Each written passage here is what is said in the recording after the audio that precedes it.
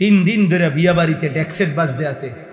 এবারটার কথা হইল প্রয়োজনে হাসরের ময়দানে জাহান্নামের আগুনে পুড়মু, কিন্তু জিফুত নায়নাথপুরের কাছে বেজ্জুত হয়ে থাকে। ফুলাইনে শক করছে, ফুলাইনে কি করছে? ফুলাইনে শক করছে। হ্যাঁ, বেড়া বেড়ি এক প্যান্ডেলে খাওয়াইতে আছে। ও গুণা হইব তো, ও অক গুণা কিতা করণ যাইব, আর হয়তো কিছু পিঠা খাওয়ান লাগবো কবরে, কিন্তু বেজ্জুতি থেকে তো বাঁচতে। গ্রামে বেজ্জুতি হয়েছে না, এবার মানুষ এবার একের আলগি দিয়ে টাঙ্গাই তুইছে ইজ্জত দিয়ে। বুঝেন নাই কথা? হ্যাঁ, মানুষের কাছে যাতে বেজ্জুতি না হয় এই জন্য গুণাটাকে কি করে নিছে, মেনে নিছে। কথা বোঝেন নাই? একটা হাইয়েস্ট এটার ভিতরে বেড়া বেড়ি ফুলা মাইয়া, হ্যাঁ চাপ দিয়ে বইয়ে লাও। মাত্র 10 কিলোমিটারের পথ, এত ফর্দা ফুর্দা পোহাইও না, এত এত এত জমিদারি করো না, বইয়া লাও বেড়া বেড়ি এক লগে, যে জান দিয়ে জায়গা পাও বইয়া লাও। এটা জায়েজ হয়ে গেল। এটা 2 কিলোমিটার হইলে এটা জায়েজ, 10 কিলোমিটার পথ কম হইলে বেড়া বেড়ি এক লগে বইন জায়েজ নাকি? বিয়ার রাত, বিয়া বাড়ি, আপনার স্বাস্থ্য বোন, জ্যাঠতো ভাই, ভাই বোন, ছোট ছোট বাচ্চা 10 বছর 12 বছরের, মনে করেন সব দিদি একখান দিয়ে হতাই দিচ্ছে, বুঝতেলা সবাই একটা একটা বালিশ দিয়ে দে, সবাই সবাই শুইয়া লাইলো এক লগে। এটা হালাল না হারাম? তো এই এত দিকে গুনাহ করে এরপরে শেষ সমস্ত নাফরমানি কমপ্লিট করিয়া এরপরে ইমাম সাহেবের কাছে দায়িত্ব, হুজুর খাস করে কদ্দুর দোয়া করে দেন, আল্লাহ যেন কদ্দুর সুখে রাখে, আল্লাহ যেন এই 70,000 টাকার যে বিয়ার গেটটা আল্লাহ যেন এটা বরকত দেয়, গায়ে হলুদের যে অনুষ্ঠানে বেড়া বেড়ি নাচছে আল্লাহ যেন এটা বরকত দেয়, পুরাটা অনুষ্ঠান যে ভিডিও করছে আল্লাহ যেন এটার মধ্যে বরকত দেয়, বেড়া বেড়ি যে একই হাইয়েসের মধ্যে সাইপা বইছে আল্লাহ যেন এটার মধ্যে বরকত দেয়। হ্যাঁ দিব, যা দিবার দিব, আপনি টের পাইবেন, রোদ উঠলেই বুঝবেন। বুঝেন নাই? আস্তাগফিরুল্লাহ, আস্তাগফিরুল্লাহ, বলেন নাউজুবিল্লাহ, বলেন নাউজুবিল্লাহ। মুসলমান মনে রাখবেন আমার শেষ কথা, চোখ বন্ধ করলে ঝড় থামে না, মাথা নোয়ায়া ফেললে ঝড় থামে না। ওট পাখির স্বভাব, তুফান দেখলে বালুর মধ্যে মাথা ঢুকায়। চামচিকার স্বভাব, বাদুরের স্বভাব, আলো ফুটলে মাথা নিচের দিকে দিয়া চোখ বন্ধ করে রাখে। তার মানে সে বুঝাইতে চায় আলো আসে নাই, না আলো আসছে, তুমি মাথা নোয়া এলাইছো। এই জন্য আপনি যদি বলেন আমি বুঝি নাই, চোখ বন্ধ করে যদি আপনি কোন তুফান নাই, না তুফান ঠিকই আসতেছে, আপনি চোখ বন্ধ করে রাখছেন, তা আপনি বুড়া মানুষ, গ্রামের মানুষ, বুঝি নাই, বা ও এখনকার যুগ এরকম, আগের মতো সাফাসাফি করলে হইতো না, এই সব কিছু বললেই কবরের আযাব মাফ হয়ে যাবে, জাহান্নামের আযাব মাফ হয়ে যাবে। খোদার কসম এটা হবে না। ইমাম সাহেব আর মুক্তা দিয়ে, মুসল্লি আর হুজুরে, পাবলিকে আর জনগণে আমরা একত্র হইয়া গেলে কবরের আযাব মাফ হবে না। আমনে উনি আমারে কইলো, আমি ইমাম সাহেবরে কইলেন, আমনে হুজুর বুঝেন তো অন কি আর এই যুগ আসেনি? হুজুরে কইলো আচ্ছা বুঝি তো, বুঝি তো, হ্যাঁ ঠিক আছে, আল্লাহ ভরসা চালাইয়া নেন। হ্যাঁ, ইমামে আর মুসল্লি মিল্লা গেলে আখেরাত ক্লিয়ার, পিসাবে আর মুরিদে মিল্লা গেলে আখেরাত ক্লিয়ার। হ্যাঁ কি মিল্লা জিল্লা, মিল্লা জিল্লা কুমিল্লা, মিল্লা জিল্লা আখেরাত না। ওয়ামতাজুল ইয়াউমা আইয়ুহাল মুজরিমুন, আল্লাহ তাআলা হাসরের ময়দানে বলবে, ফেরেশতা প্রত্যেকটা নাফরমান বেঈমানরে আলাদা কর, বাইর কর গার ধাক্কা দিয়া, ওয়াকিফুহুম ইন্নাহুম মাসউলুন। আল্লাহ বলবে ফেরেশতা প্রত্যেক পাপীকে 3 জন একসাথ করবি। প্রিয় ভাই, কোরআনের আয়াত, প্রত্যেক পাপীর বেলায় আল্লাহ বলবেন 3 জনকে একসাথ করবা।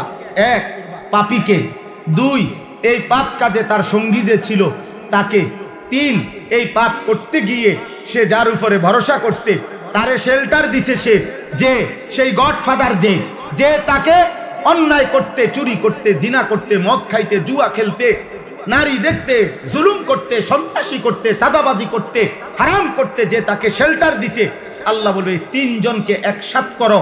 খোদার কসম আল্লাহ বলেন, আর জাহান্নামের রাস্তায় দাঁড় করাও আমি একটা একটা করে জিজ্ঞেস করব আর জাহান্নামে পৌঁছায় দেব। কোরআন শরীফের আয়াত, উহশুরুল্লাযীনা যালামু ওয়া আযওয়াজাহুম ওয়া মা কানু ইয়াবুদুনা মিন দুনিল্লাহ ফাহদুহুম ইলা সিরাতিল জাহিম ওয়াকিফুহুম ইন্নাহুম মাসউলুন মা লাকুম লা তানাসারুন বাল হুমুল ইয়াওমা মুস্তাসলিমুন।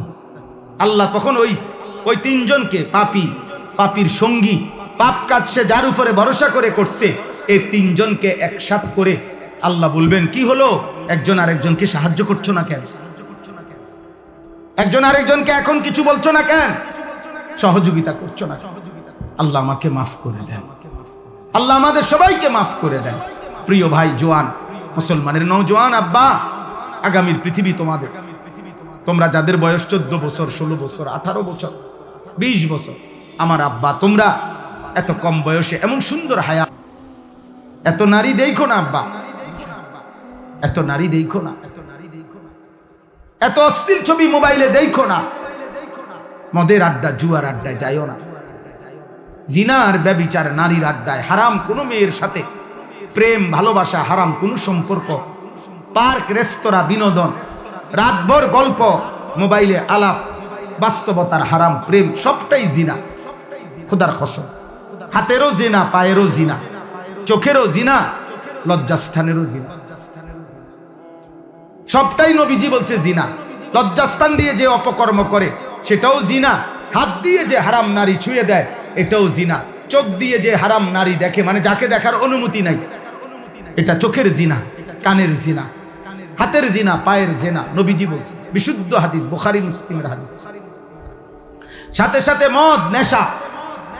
আল্লাহ নবী সাল্লাল্লাহু আলাইহি ওয়াসাল্লামের একটা হাদিস শুনেন, ছেলের আব্বা একজন হলেও যদি ভাবো তাহলে শুনো, খোদার কসম নবীজি বলছেন, আমার কাছে নির্ভরযোগ্য আরবি তাফসীর আছে, আত-তাফসীরুল মুনীর, এই তাফসীরের মধ্যে আছে এই হাদিস। নবীজি বলছেন, দুইটা পাপ, এক নাম্বার হলো জিনা, নারীর সাথে যে হারাম কাজ করে, দুই যে মদ পান করে, মান জানা ওয়া শারিবাল খামরা, নেশা, মদ, নেশা, মদখোর, নেশাখোর, যে ফুট্টাখোর, বাবাখোর, গাঁজাখোর, ইয়াবাখোর, হারামখোর, নেশাখোর, হারামখোর, ফুট্টাখোর, হারামখোর, বাবাখোর, হারামখোর। আল্লাহ নবী বলে, যে ব্যভিচার করে এবং মদ পান, নেশা করে, খোদার কসম নবী বলে, নাজা আল্লাহু মিন কলবিহিল ঈমান, আল্লাহ তাআলা ওই পাপের সময় আল্লাহ তাআলা তার কলিজার থেকে ঈমানটা টেনে খুলে ফেলে। কসম খোদার, এই কোরআন হাসম, নাজা আল্লাহু মিন কলবিহিল ঈমান কামা ইয়াখলাউল ইনসানু আল কামিসা মিন রাসিহি। নবীজি বলেন, মানুষ যেমন তার গায়ের জামা খুলে ফেলে, ঠিক তেমনি ভাবে আল্লাহ তাআলা নেশাখোর আর নারীর সাথে যে অপকর্ম করে তার কলিজার থেকে ঈমান এভাবে খুলে ফেলে। কি সাংঘাতিক কথা বলো। এই ব্যভিচারীকে আল্লাহ যেন বলে, এদিকে ওয়েট, কই যাচ্ছ, বেডি দেখবা, উলঙ্গ ছবি, নর্তকী, জিনা, ব্যভিচার, হারাম নারীর আড্ডায়, ওয়েট 1 মিনিট। আল্লাহ যেন ডাক দিয়ে বলে, দাঁড়াও, আমার ঈমান আমারে দিয়া যাও, যা এবার বেঈমান যা। যে মদ পান করে, নেশাখোর, আল্লাহ তাআলা বলে, দাঁড়া 1 মিনিট, নেশাখোর, দাঁড়াও, আমার ঈমান আমারে দিয়া দাও, যাও এবার বেঈমান যাও।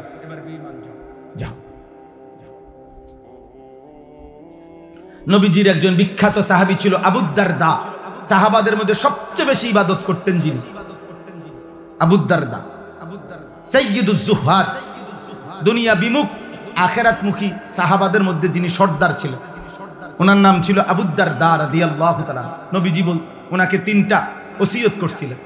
উনি নিজে বলছে, আমার বন্ধু, আমার নবী আমাকে 3টা ওসিয়ত করছে। 1 নাম্বার, লা তুশরিক বিল্লাহ ওয়া ইন কুত্তি'তা আও হুররিকতা। বলছে, আবু দারদা, যদি তোমাকে গলা কাইটা হত্যাও করে, যদি তোমাকে আগুনে পুড়িয়েও ফেলে, আল্লাহর সাথে শিরিক করো না। কি করো না? শিরিক করো। মাইরা ফেলুক আর পুরাইয়া ফেলুক, আল্লাহর সাথে শিরিক করো, আল্লাহর সাথে ভিন্ন কাউকে ডাইকো না।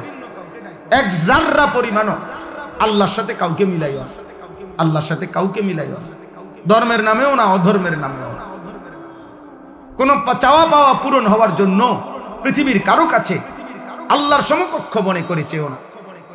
মাখলুকের কাছে চাওয়া যায় না, চাইতে হয় শুধু কার কাছে? আল্লাহর কাছে, আল্লাহর কাছে। আল্লাহ আমাদেরকে বুঝার তৌফিক দান করেন।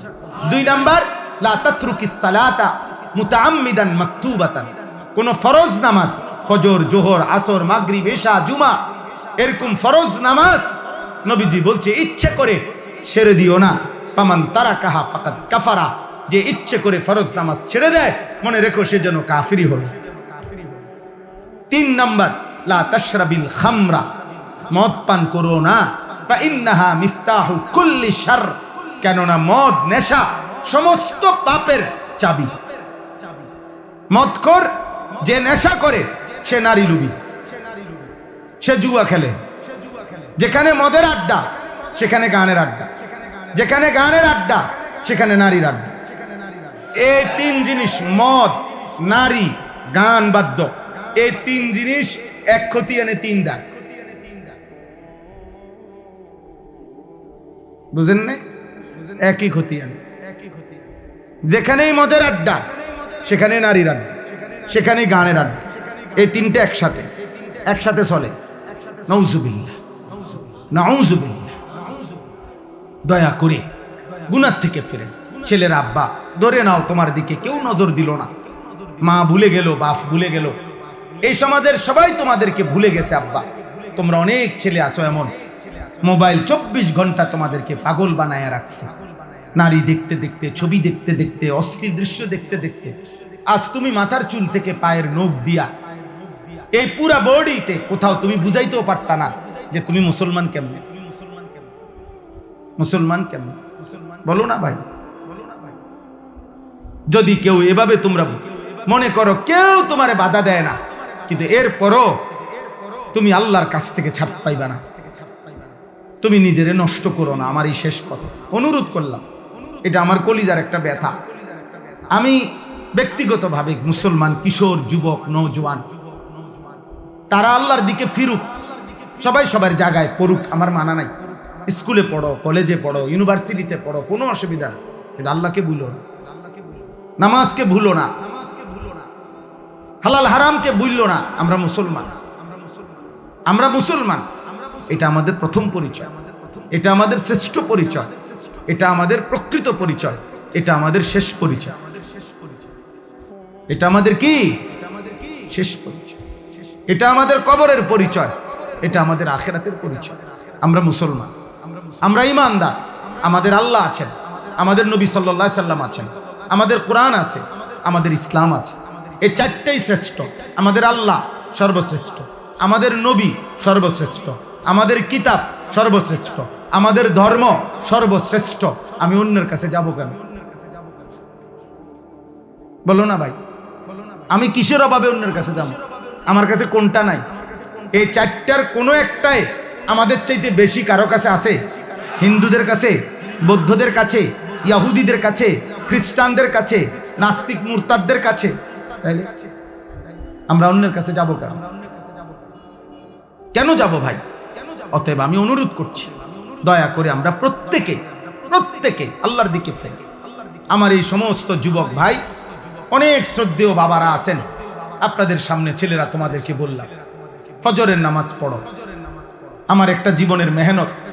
আমি ফজর ক্যাম্পেইনের কাজ করি সারা বাংলাদেশে। আমার অসংখ্য ছেলে আছে আমাদের, যারা আমাকে কলিজা দিয়া মহব্বত করে। এখানেও আছে আমার ছেলে, আলহামদুলিল্লাহ, যারা ফজর ক্যাম্পেইনের একটা কাজ করি আমরা। মানে হলো ফজর নামাজের মুসল্লি বৃদ্ধির চেষ্টা। ক্যাম্পেইন মানে প্রচারণা, ফজরের মুসল্লি বৃদ্ধির প্রচারণা। আমাদের একটা স্বপ্ন, সারা বাংলাদেশের মসজিদে জুমার নামাজ আর ফজরের নামাজের মুসল্লি বরাবর হোক। আর এটা কিতাবের মধ্যে আছে, ভবিষ্যৎবাণী, আসমানি কিতাবের ভবিষ্যৎবাণী, যে মুসলমানদের যখন জুমার নামাজ আর ফজরের নামাজ মুসল্লি বরাবর হবে, কসম আল্লাহর, কিতাবের কথা এটা, সেদিন মুসলমানদের হাতে গোটা পৃথিবীর বিজয় হবে, পৃথিবীর সমস্ত বেঈমানের উপরে ঈমানের পতাকা উড়বে। এ কোন দিন?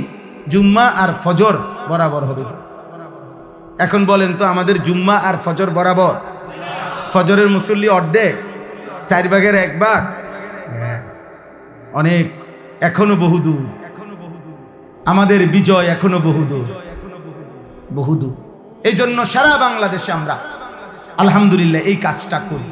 বয়স্ক বাবা, মজ বয়সী যারা আছেন, আপনাদেরকেও বলি, বাবা ফজরের নামাজ পড়ে।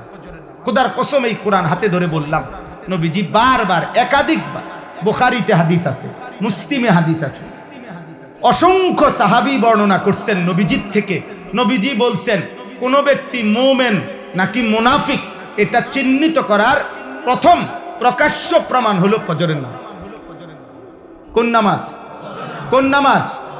খোদার কসম, ফজরের নামাজে প্রমাণ হয় সে কি মুমিন নাকি মুনাফিক।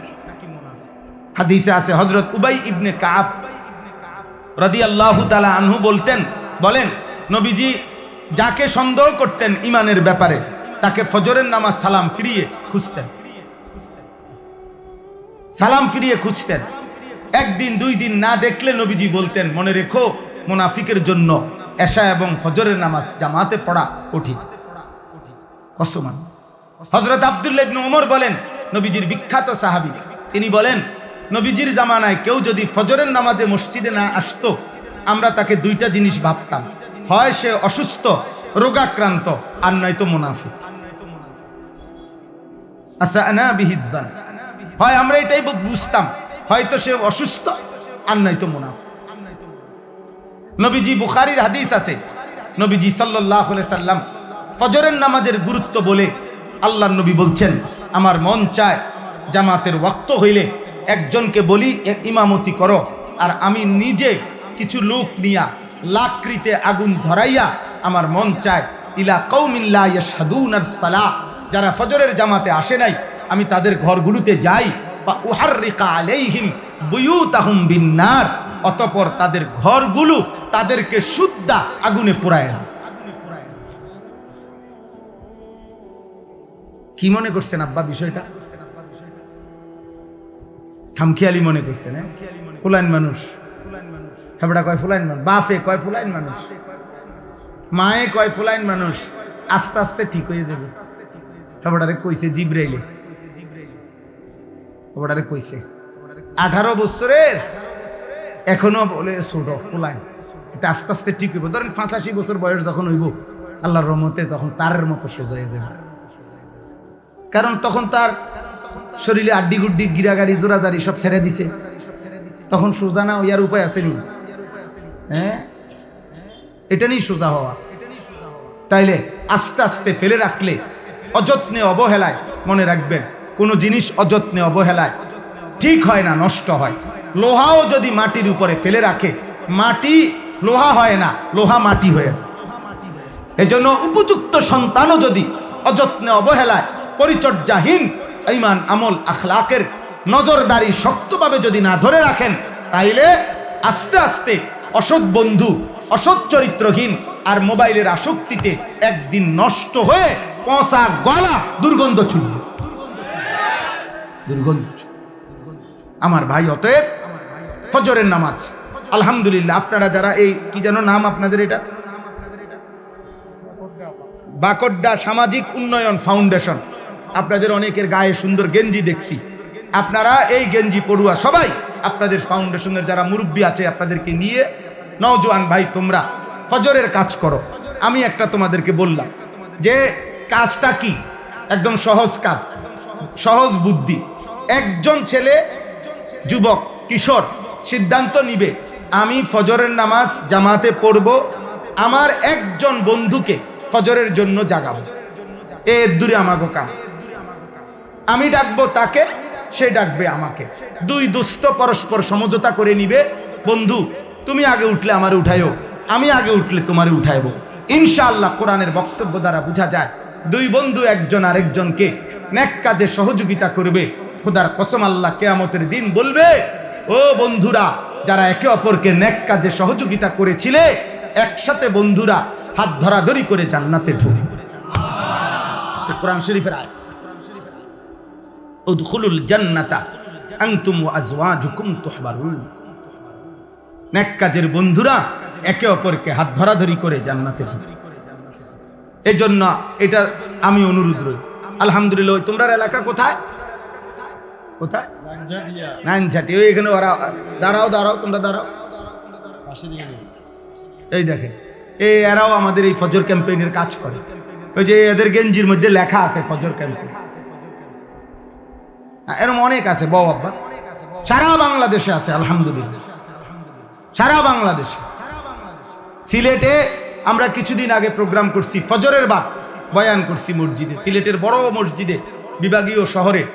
হ্যাঁ, সিলেট আম্বরখানা নাকি, আম্বরখানা পয়েন্ট মসজিদ। ফজরের ওয়াক্তে এলাকাবাসী, ওই যে ওই সিলেটের আজকে আসছে, হে বলতেছে তার আত্মীয় রাত্রে 3:30 বাজেই আপনার মোটর সাইকেল দিয়ে দূর জায়গার থেকে ফজরের জামাত ধরছে। পুরা 3 তালা মসজিদ, সব তালা কানায় কানায় পূর্ণ হয়েছে ফজরের জামাতে। আমার এটা কোনো দল না, সংগঠন না। আমি বিগত নির্বাচনেও ফাটতি না, সামনে নির্বাচনেও ফাটতি না, আমার এটা নাই। আমি এটি বুঝি কম, বুঝেন নাই? আমি বুঝি আল্লাহর কথা বলা। হ্যাঁ, যার যার সাধ্য মতো চেষ্টা, হ্যাঁ, যা যে এর চাইতে বেশি কাজ করতেছে আলহামদুলিল্লাহ। প্রত্যেকের সাধ্য মতো কম বেশি দিনই কাজ করা, ঠিক না বলেন? উচিত কি না বলেন? এই জন্য প্রথম জিম্মাদারি ফজরের জন্য ইনশাআল্লাহ আপনারা বাবারা, আপনারা আপনাদের সন্তানদেরকে উঠান। আপনি আপনার ছেলেটার সামনে দাঁড়িয়ে উঠান, স্ত্রীকে উঠান। আল্লাহর নবী বলছে যে স্বামী স্ত্রীকে ফজরের নামাজের জন্য জাগিয়ে দেয়, যেই স্ত্রী স্বামীকে ফজরের জন্য জাগিয়ে দেয়, খোদার কসম নবী বলছে রাহিম আল্লাহ, আল্লাহ ওই স্বামী স্ত্রীর উপরে রহমত নাজিল করে। নবীজি বলছে যে এই পরিবারের পুরুষ তার পরিবারের সদস্য স্ত্রী ছেলে মেয়েদেরকে ফজরের নামাজের জন্য জাগিয়ে দেয়, অতঃপর সকলে ফজরের নামাজ আদায় করে, খোদার কসম নবী বলছে আল্লাহ তাআলা ওই ফ্যামিলির পুরুষ মহিলাকে বেশি বেশি জিকিরকারী পুরুষ এবং নারীদের অন্তর্ভুক্ত করে দেয়। কোরআন জিন্দেগি বদলায়, কোরআন দিল নাড়ায়, এটা আল্লাহর ওয়াদা। তুমি মনোযোগ দিবা, আল্লাহ তাআলা বলেন তোমার কানে আমি পৌঁছায় দেব। তোমার মধ্যে আমি যদি আন্তরিকতা দেখি, আমার কথা বুঝবার মতো যোগ্যতা আমি আল্লাহ দিয়ে দেব। ওয়ালাউ আলিমাল্লাহু ফীহিম খায়রান লাআসমাআহুম, সূরা আনফালের মধ্যে এই আয়াত আছে।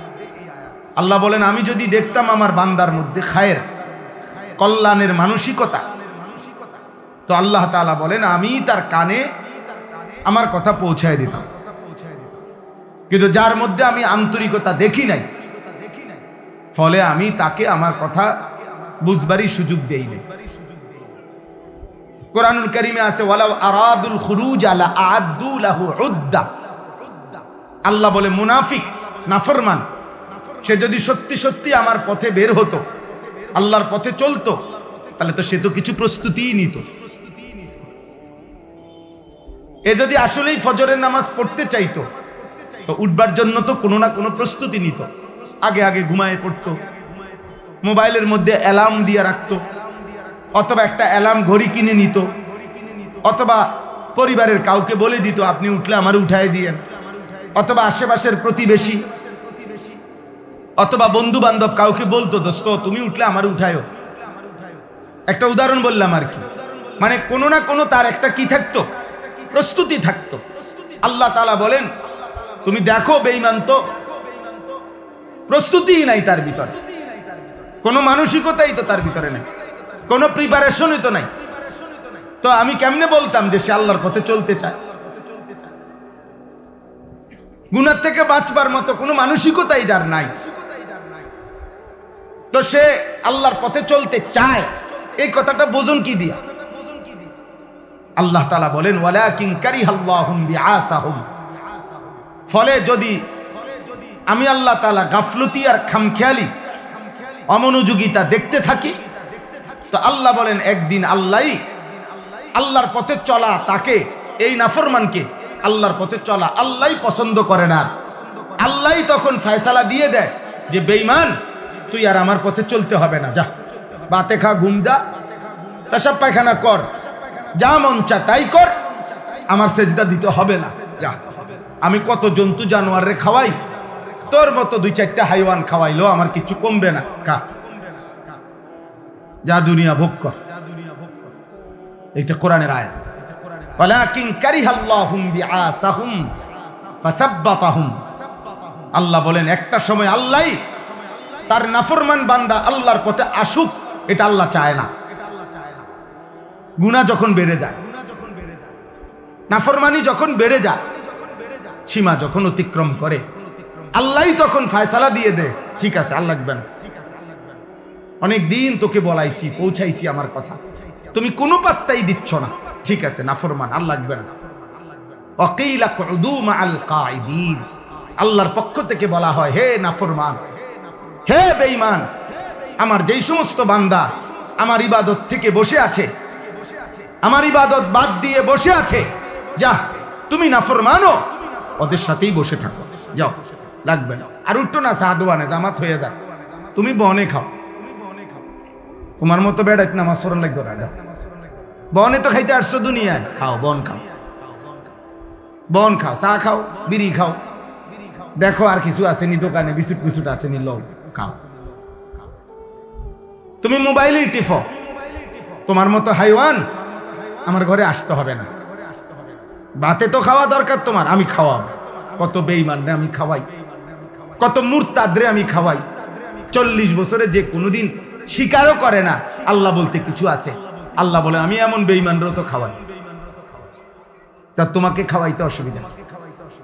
এই পৃথিবীতে এমন মানুষ নাই যে মৃত্যু পর্যন্ত 40 বছর 60 বছর যাদের বক্তব্য কোটি কোটি আছে, এমন সারা পৃথিবীতে। এই যারা নাস্তিক, দেয়ার ইজ নো গড, আল্লাহ বলতে কিছু নেই। আমি নিজে একবার এক ইউনিভার্সিটির 4টা ছেলেকে একবার 1.5 ঘন্টা আমি আলাদা কথা বলছিলাম 2022 সালে। ওদের পরিষ্কার বক্তব্য যে হুজুর আল্লাহ বলতে কিছু আছে, এটা আমরা টোটালি বিশ্বাস করি না বাংলাদেশে। তাইলে আল্লাহ তাদেরকেও খাওয়াচ্ছে।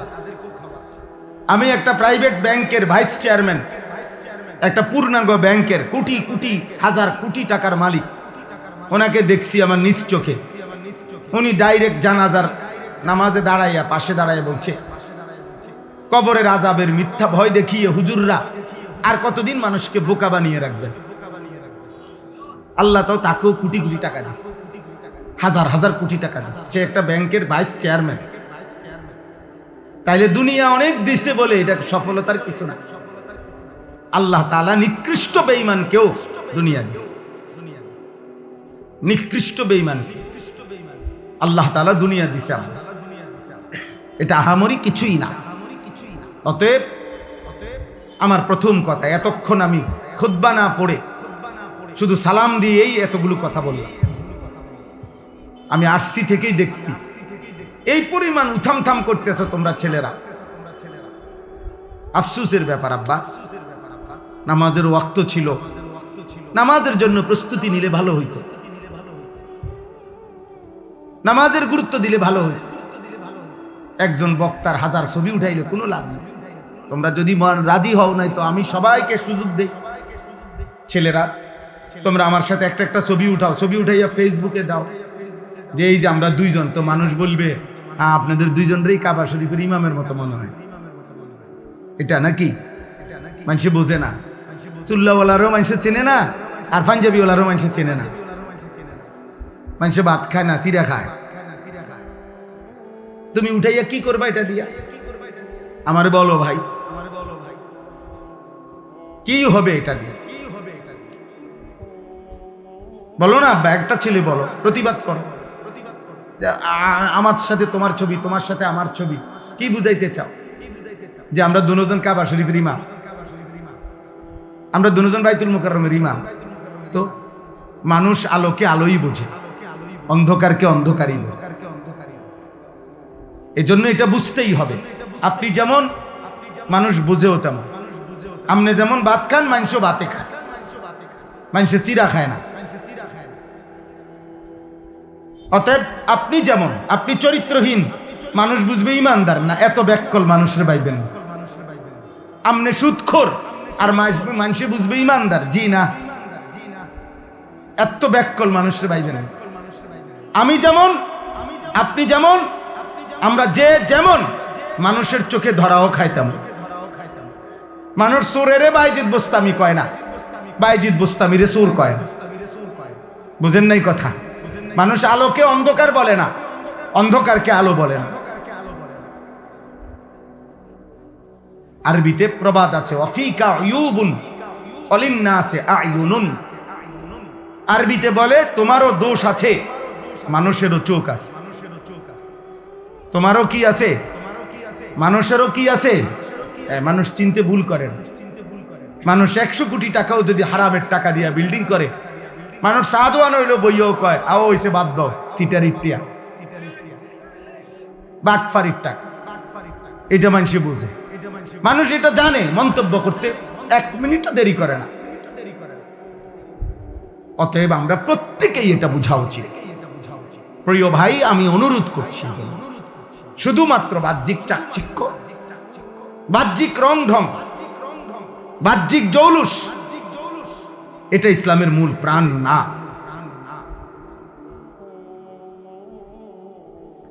কলিজার ফিকির, অন্তরের সৌন্দর্য, এটা বড় বেশি সুন্দর। আমি আঙ্কেলকে বলতেছিলাম, এই আস্তে আস্তে বুঝাই বললাম, এমনি এমনি কথা বলতেছিলাম, এটাই যে সবাই সবাই যে যা করতে চাচ্ছে করবে, আর আমি তা মেনে নিতে হবে, এটা আমার জন্য জরুরি না। তাহলে একজন আলেমে দ্বীন ইসলাহ করবে কি? আপনাদের ইনসাফ কি বলে? তোমরা ছেলেরা যে যা করবা, আয়োজক ছেলেরা তোমরা যে যা করবা, যার যেটা ভাল লাগছে মনে করেন সে এটাই করলেন, আর আমার দায়িত্ব হলো আমি সব মাইনে নেওয়া। কথা বলেন না তো? তাইলে আমি কি বলবো আর নতুন করে? কি ইসলাহ করা দরকার বলেন? সংশোধন কি করা দরকার? তাইলে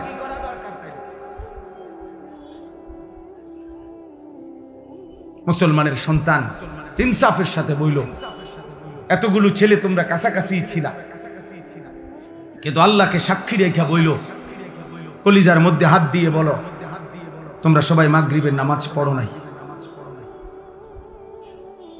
তাহলে মুসলমানের যেই নাফরমান সন্তান নামাজের সেজদা দিতে পারলা না, এমন নিকৃষ্ট মুসলমান কেমনে পরিচয় দিবে? কোরআনের বক্তব্য থেকে কথা স্পষ্ট, যার কপালে সেজদা নাই সে মানুষ না, সে জানোয়ার। যার কপালে সেজদা নাই সে অভিশপ্ত, মালউন, লানতের যোগ্য, চির লানত তার। কোরআনুল কারীমে আছে, ইবলিস আল্লাহকে একটা সেজদা দেয় নাই। আল্লাহ বলছে আজকের থেকে কিয়ামত পর্যন্ত তোর উপরে আমি আল্লাহর লানত। ওয়া ইন্না আলাইকাল লানাতা ইলা ইয়াউমিদ্দিন। না আলেম উলামা আছে, জিজ্ঞাসা করে। আল্লাহ বলছে বেঈমান, কিয়ামত পর্যন্ত তোর উপরে আমি আল্লাহর লানত, লানত, লানত তোর উপরে। ইবলিস কয়টা সেজদা দেয় নাই? একটা, সির্ফ এক। এর আগে ইবলিস কোটি কোটি সেজদা দিছে। আল্লাহ নবী সাল্লাল্লাহু আলাইহি সাল্লাম বলছে এমন এক বিগত 4 আঙ্গুল জায়গা ছিল না যেখানে ইবলিস সেজদা দেয় না, কিন্তু ওই দিন শুধু একটা সেজদা দিতে অস্বীকার করছে। একটি সেজদা। আল্লাহ তাআলা বলছে আজকের থেকে বের হ, ফখরুজ ফা ইন্নাকা রাজিম। বের হবে ঈমান, রাজিম তুমি। আল্লাহ বলছে ইবলিস আমার দরবার থেকে বাইর হ, তুমি অভিশপ্ত, তুমি অভিশপ্ত, অভিশপ্ত, রাজিম তুমি। রাজিম বলা হয় আরবিতে, এই যে আমরা যে পড়ি না আউযু বিল্লাহি মিনাশ শাইতানির, বলেন না, এর রাজিম মানে হলো এমন নাফরমান যাকে পাথর মেরে পৃথিবী থেকে বিদায় নিশ্চিহ্ন করা উচিত, একে বলে আরবিতে রাজিম। রাজিম বলা হয় এমন নিকৃষ্ট পাপীকে, এমন অসভ্যকে, এমন খারাপকে, যে যাকে মূলত পাথর মারতে মারতে পৃথিবীর থেকে তাড়িয়ে দেওয়া উচিত। এটা হলো রাজিমের।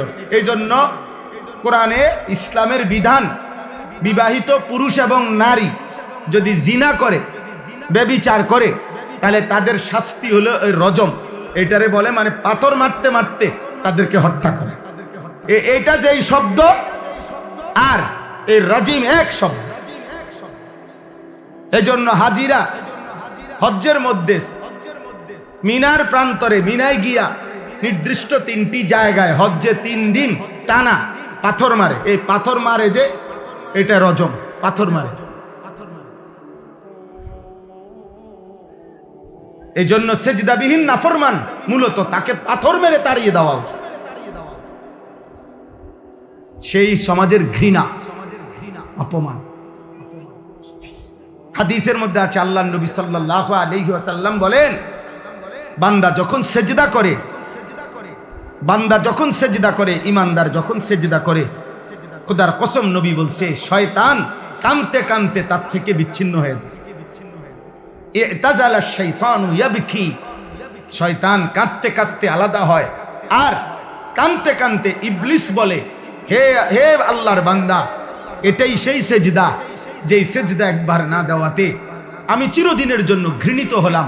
এটাই সেই সেজদা যা তুমি এখন দেওয়ার কারণে আল্লাহর প্রিয় হয়ে গেল, আল্লাহর প্রিয় হয়ে গেল।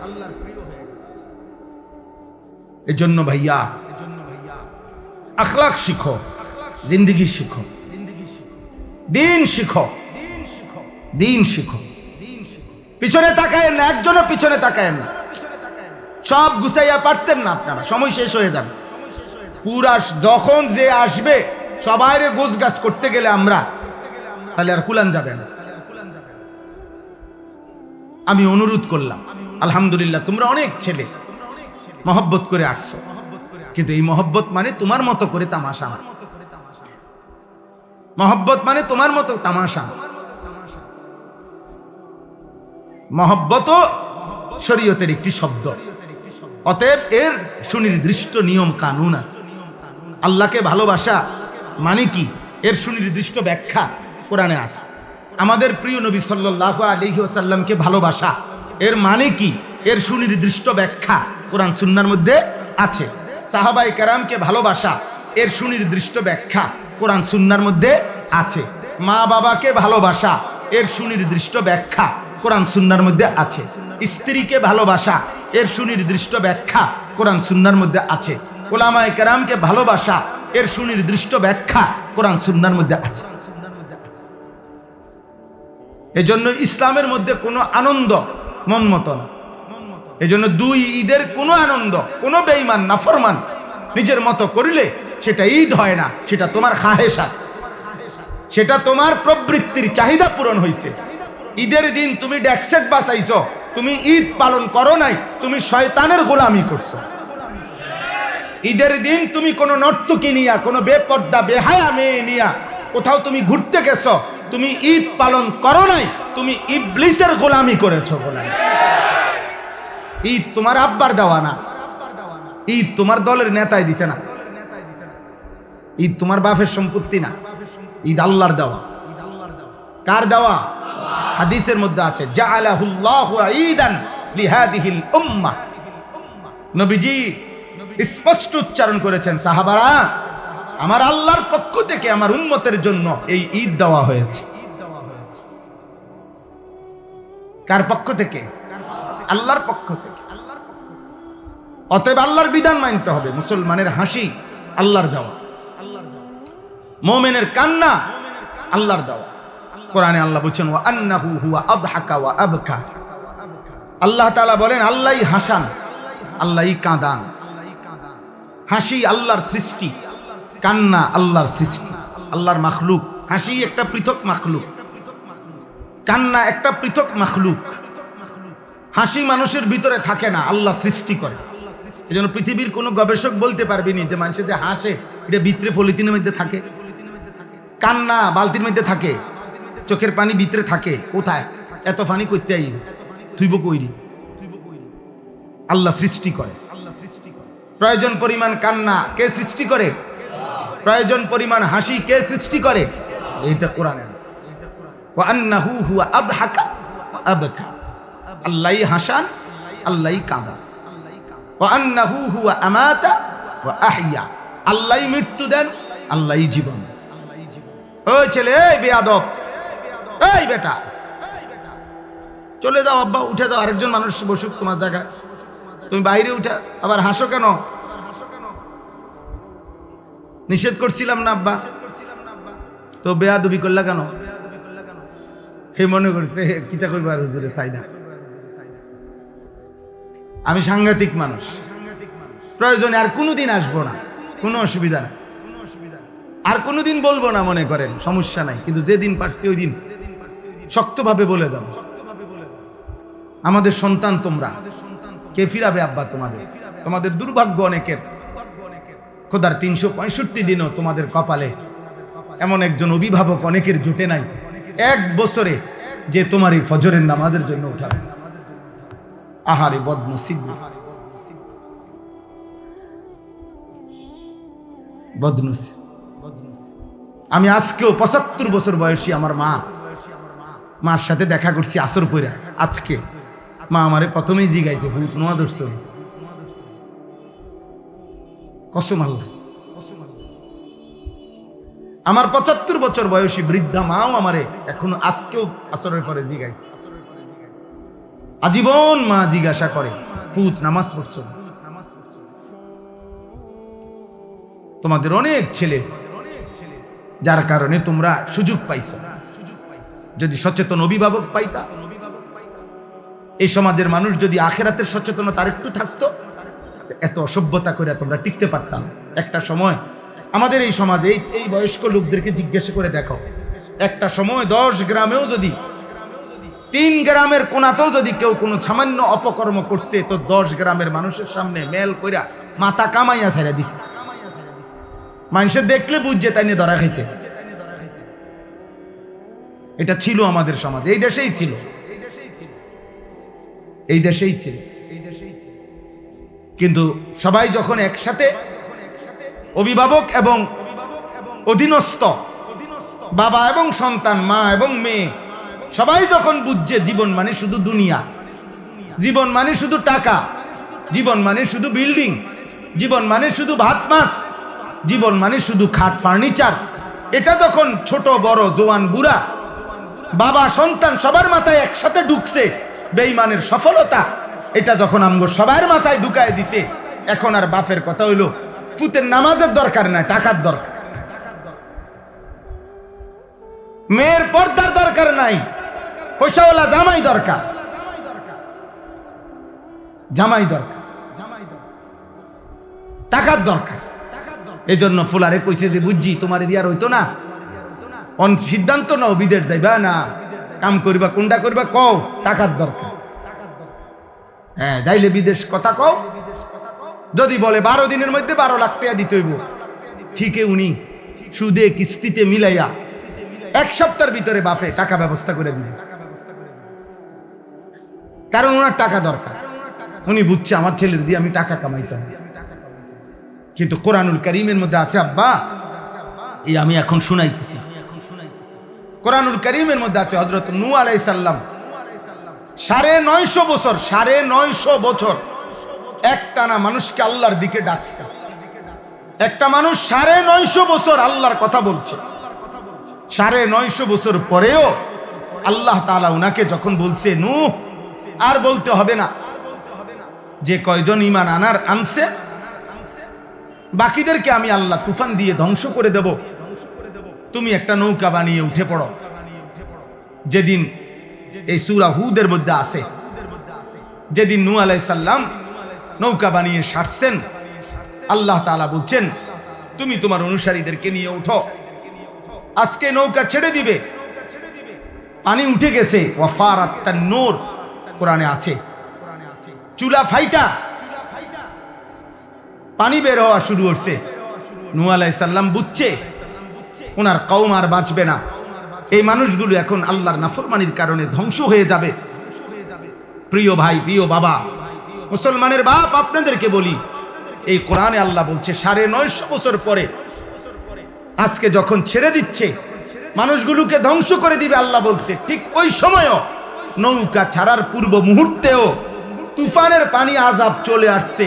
তখনও কোরআনে আছে নূহ আলাইহিস সালাম ওনার শেষবারের মতো ওনার ছেলে কেনান, কাফের ছেলেটাকে বলছে ইয়া বুনাইয়ার কাম মা'ানা ওয়ালা তাকুম মা'আল কাফিরিন। হে আমার প্রিয় সন্তান, আব্বা তুই ঈমানদারদের সঙ্গী হ, বেঈমানের সঙ্গী হইও না। যাইও না, থাইকো না ওই বেঈমানদের সাথে, থাইকো না। বাপ শেষবারের মতো ছেলেকে বলছে, আব্বা আর কোনোদিন আমি এই পৃথিবীতে কালেমার দাওয়াত দেব না, আর কোনোদিন বলবো না, আমার দায়িত্ব শেষ, আমার কাজ শেষ, কিন্তু শেষবারের মতো তোমাকে বললাম। ছেলেটা বলছে, আমি পাহাড়ে আশ্রয় নেব, তোমার খোদার পানির থেকে আমি বেঁচে যাব। সাআবি ইলা জাবালিন ইয়াসিমুনি মিনাল মা। নূহ আলাইহিস সালাম বলছে, না, লা আসিমাল ইয়াওমা মিন আমরিল্লাহ ইল্লা মার রাহিম। আব্বা শুনো, আল্লাহর দয়া ছাড়া আজকে আল্লাহর হাত থেকে কেউ কে বাঁচাইতে পারবে না। ভুল করো না বাবা, ভুল করো না। আজকে মুসলমানের আব্বা পরিষ্কার সিদ্ধান্ত দিয়া দেয়, মুসলিম বাবা, হুজুর কইছি নামাজের কথা মনে 200 বার কইছি, 2 বছর চেষ্টা করছি, পরে দেখছি আর হইতো না, অজাত নামাজ রোজা করে না হুজুর, এর লাগে চিন্তা করছি আর অন্য লাইনে কোনানে যাইলে যাইব, বিদেশ যাইব বা কামে লাগাই দিছে, শেষ।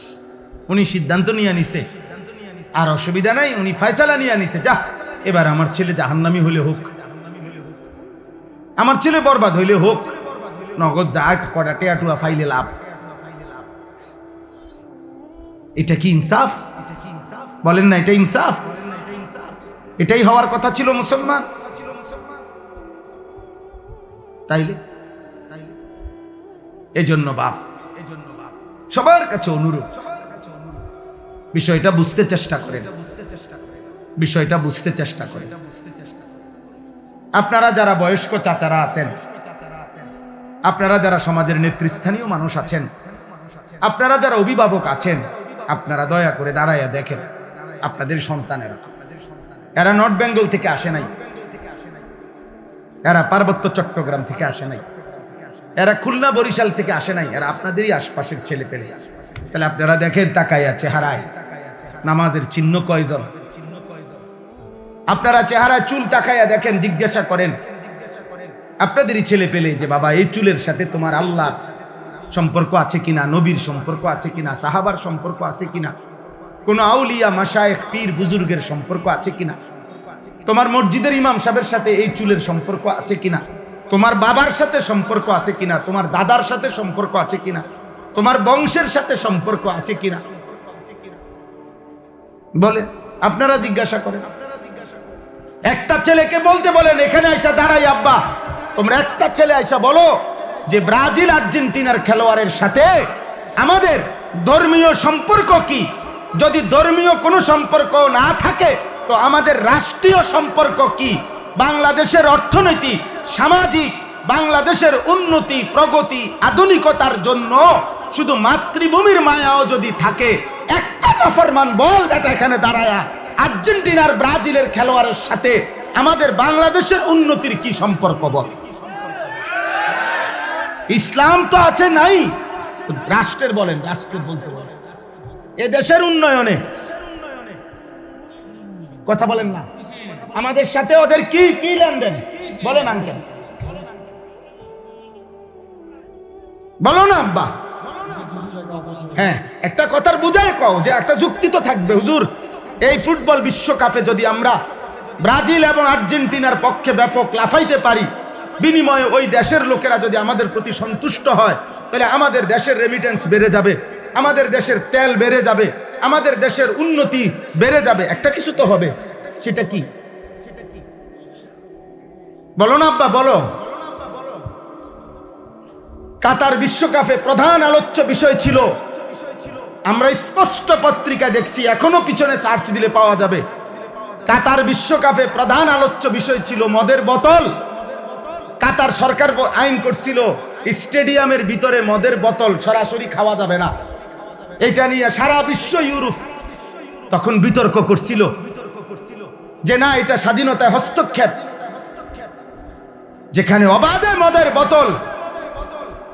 ব্রাজিল বিশ্বকাপের সময় সরকারি ওরা হিসাব দিছিল ওই দেশে যে পরিমাণ আয় হবে রাষ্ট্রের আয়, এই আয়ের যে খাতগুলো দিছিল আমি নিজ চোখে দেখছি, সেই খাতের একটি খাত হলো যে পরিমাণ হোটেলে নারী ভাড়া দেওয়া হবে, যে পরিমাণ বেশ্যাবৃত্তি হবে, দেহ বিক্রি হবে, ওইখান থেকে রাষ্ট্র বিশাল বড় টাকা আয় হবে, ওইটা একটা বড় খাত।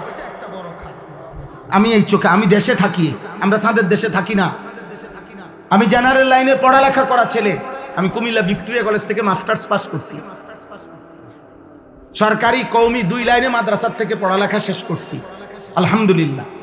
এই জন্য বলছি দোস্ত, পৃথিবীর খোঁজ খবর আমরাও রাখি, ইউরোপের প্রতিটা পদক্ষেপ আমরাও খবর রাখি। বলো না আব্বা, তোমরা ইনসাফের সাথে বলো, একটা ছেলে এই একটি ফুটবল বিশ্বকাপকে কেন্দ্র করে কি পরিমাণ জুয়ার খেলা হবে, এক এক খেলোয়াড়ের নামে, দলের নামে কত কোটি কোটি ডলার জুয়া হবে। বলেন বলেন বলেন, খেলা হইল ফুটবল, কিন্তু 3 দেশে 3টা উদ্বোধনী অনুষ্ঠান হবে, 3 দেশের সম্মিলিত আয়োজনে 3টা উদ্বোধনী অনুষ্ঠানের মধ্যে অসংখ্য নর্তকী নাচবে, তো নারীর নাচের সাথে ফুটবলের কি সম্পর্ক? বলো না ভাই, ইনসাফ করো আব্বা, নর্তকীর নাচের সাথে ফুটবলের কি সম্পর্ক? বলেন। এমন দুনিয়ার বেশি দিন থাকতাম না, এই জন্য চিন্তা করছি কইয়ে যাই। বুঝেন না, কে এর ষড়যন্ত্র করব, কে হুমকি দিব, কে ধমকি দিব, যে যেটাই করব কোনো অসুবিধা নাই। গুলি করুক আর গুম করুক, খুন করুক আর জখম করুক, যে যেখান থেকেই মেরে ফেলুক, শেষ পর্যন্ত আল্লাহর কাছে ফেরত পাঠাবে। ফেরত পাঠাবে না? আর ওই মালিক জুলুম করবে না, তিনি ইনসাফ করবেন। তিনি তো দেখছেন, তার জন্য বলছি কি, তার জন্য বলেছি কি। দুনিয়া খুব কেয়ারফুল থাকলেও মরে যায় একেবারে খুব। আমি আমার পরিচিত একজন করোনার সময় 4 তালা একদিনের জন্য নামে নাই, ওনার পরিবার বলছে উনি মারা গেছে, আর হচ্ছে শুধু হুজুর একদিন বিকাশে, আরে মোবাইলে কোনোভাবে টাকা নাই, কেউ ফোনটা ধরতেছে না, শুধু নিচে বিল্ডিং এর ওনার নিচতলার সামনেই দোকান, নাইমা দোকানের শুধু কইছে টাকা দিত, সাথে সাথে উঠতে গেছে। এই সময়ে করোনা ধরে লাগছে, উনি মরে গেছে। সর্বোচ্চ সতর্ক অবস্থায় উনি মারা গেছে, অসতর্ক অবস্থায় কোটি কোটি মানুষ মরে নাই। বুঝেন নাই কথাটা? তাহলে মূলত সতর্কতা, অসতর্কতা, সতর্ক থাকতে নিষেধ করি না, কিন্তু মূল কথা হলো 3 বেলা নিয়মিত খানা যে খায় তারও মৃত্যু হয়, অভুক্ত যে থাকে তারও মৃত্যু হয়। মৃত্যু কারোই থামে না আমার ভাই বন্ধু। অতএব আলহামদুলিল্লাহ অনেক মেহনত আমার প্রিয় মাকসুদ ভাই লাকসামের, যে আমারে দাওয়াতটা দিছে, অনেকবার পেরেশানি করছে। এই মানুষটা দিন রাত নিজের এলাকায় কোথায় কোনখানে একটা মাহফিল, একটা আলেম ওলামা আনা যায়, ওনার সারাদিন এই ফিকির, সারাদিন আমার কতভাবে যে বুঝাইয়া আনছে যে হুজুর অনেক ভালোবাসা নিয়া এলাকার সর্বস্তরের জনগণ মিলে, নওজোয়ান ছেলেরা, বয়স্ক বাবা চাচারা সবাই আন্তরিকতা নিয়ে এই মাহফিলটা সাজাইছে। খতিব সাহেব, ইমাম সাহেব উনিও বললেন মাশাআল্লাহ, আমি আপনাদের সবাইকে মোবারকবাদ জানাই, আপনাদের সকলের ভালোবাসা, আন্তরিকতা। এই জন্য আমি শুধু এতটুকুই বলতে চাই, আমরা সবাই মিলে, আব্বা যারা বয়স্ক আছেন, বাবা আছেন, যারা অভিভাবক শ্রেণী আছেন, আপনারা যদি এই মানুষের পরিচর্যা না করেন, শুধু বিল্ডিং দালান, সোফা খাট ফার্নিচার, শুধু ছাদ ঢালাই, এই দুনিয়ার এই সম্পত্তির আসবাবের পরিচর্যা করিলে এই সমাজ নিরাপদ থাকবে না আব্বা, এই সমাজে বেঁচে থাকা কঠিন হবে। এই জন্য হাত জোড় করে আল্লাহর কোরআন সামনে বললাম, মানুষের পরিচর্যা করুন। ছেলেটাকে ছেলে বা মানুষ বানান, মেয়েটাকে মানুষ বানান, ইনসান বানান, ইনসান, নট ইকোনমিক্যাল অ্যানিম্যাল। শুধু অর্থনৈতিক প্রাণী বানায়েন না, মানুষ বানান। এই কথার অর্থ হইল শুধু উপার্জন করতে পারে কোনো না কোনো ভাবে, শিক্ষার মাধ্যমে হোক অথবা না শিক্ষা হোক, কোনো না কোনো ভাবে পয়সা রোজগার করতে পারা, এটা যথেষ্ট না, এটা যথেষ্ট না। আমার ছেলে কামাই করে, এটা যথেষ্ট না। আমার মেয়ের জামাই রোজগার করে, এটা যথেষ্ট না। বরং ঈমান, ইসলাম, সিজদা, আখলাক, চরিত্র, হালাল হারাম, পাক নাফাক, পবিত্রতা অপবিত্রতা, 5 ওয়াক্ত নামাজ, বন্দিগি, এইটার নাম হচ্ছে মানুষ।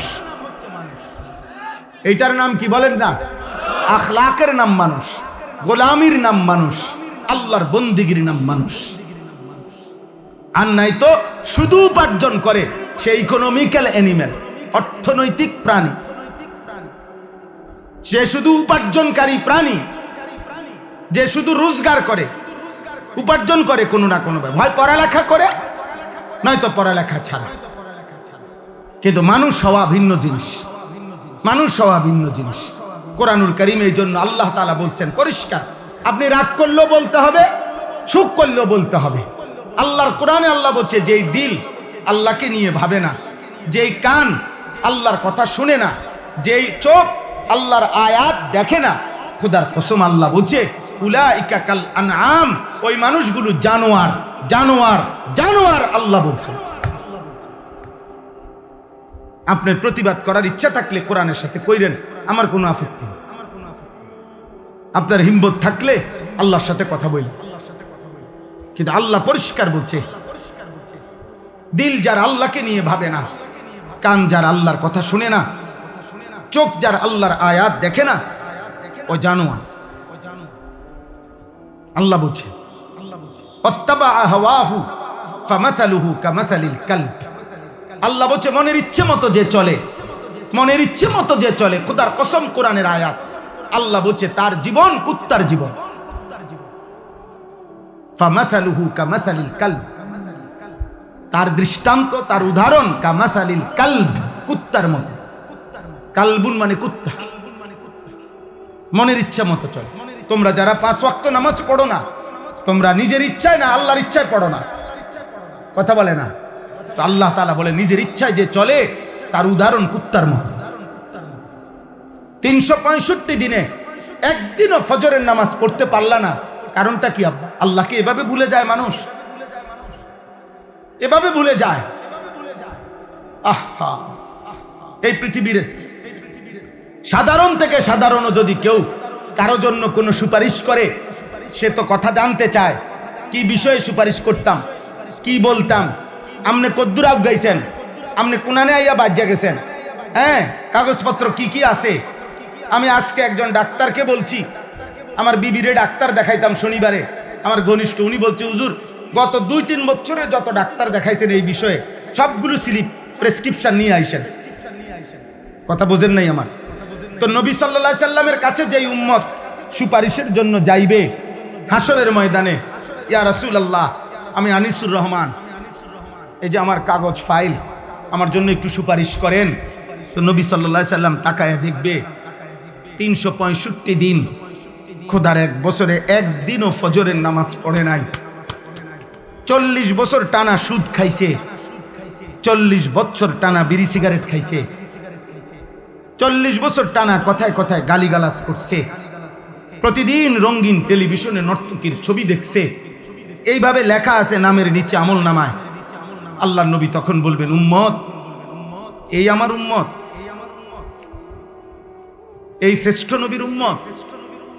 আমি 23টা বছর তায়েফের পাথরের আঘাতে আমার সারা দেহ রক্তাক্ত হয়েছে। আমি এত রক্ত ঝরাইলাম যে আমার পায়ের জুতার সাথে পায়ের তালু রক্তে জমাট বাইদা খুলতে কষ্ট হয়েছে। 14 দিন টানা ক্ষুধার কষ্টে আমি পেটে 2টা পাথর ভাঙছি।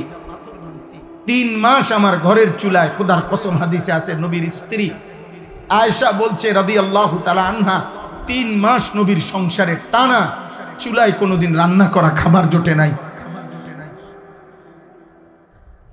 উহুদের দান করা শহীদে গর্তের মধ্যে এতটা সময় পড়েছিল যে নবীজি কাউকে ডাকতেও পারতেছিলেন না, কেউ খুঁজতেও পাচ্ছিলেন না। আল্লাহর নবী এভাবে আহত হয়ে রক্ত মাখা দেহ নিয়ে উহুদের প্রান্তরে পড়েছিলেন। নবী বলবেন উম্মত, এই আমার তায়েফের রক্তের বিনিময়, এই আমার উহুদের দান শহীদ করার বিনিময়, এই আমার পেটে পাথর বাঁধা ক্ষুধার কষ্টের বিনিময়, এই আমল নামা। 60 বছর বয়সেও বিড়ি সিগারেট, 60 বছরের দাড়িওয়ালা বুড়া এখনো নর্তকীর নাচ, টেলিভিশনে চা দোকান, নাচ গান দেখা। আমি আল্লাহর সামনে এটা কেমনে সুপারিশ করি? বলেন না। নবীজির সুপারিশ মানে কি? আপনার গুনাহ মৃত্যু পর্যন্ত মজবুতির সাথে গুনাহ চলবে, এক সুতা আপনি নড়াচড়া করবেন না গুনাহ থেকে, আর নবী শুধু দাঁড়াইবেন আর নবী বেহেশতে ঢুকাবে। এটা নিয়ে সুপারিশ। কথা বলেন না কেন? বলেন একজন মুসলমান বলেন, সুপারিশ বলতে কি বুঝছেন? সুপারিশ মানে তো আবেদন। সুপারিশ মানে কি? গ্রহণ। কথা বলেন না কেন? সুপারিশ মানে মুক্তি, সুপারিশ মানে নাজাত, সুপারিশ মানে জান্নাতে ঢুকানো, সুপারিশ মানে আবেদন। আবেদন। কেউ যদি সুপারিশ করে এটা প্রমাণ করে আবেদন, এটা আবেদন করছে, গ্রহণ করা, অনুমোদন করার জন্য ভিন্ন আরেকজন আছে। কথা বলে না। তাহলে নবীজি কি করবে? সুপারিশ করবে, তো এটা অনুমোদন করার জন্য আরেকজন কেউ থাকবেনি। তিনি কে? আরে বলেন না কে?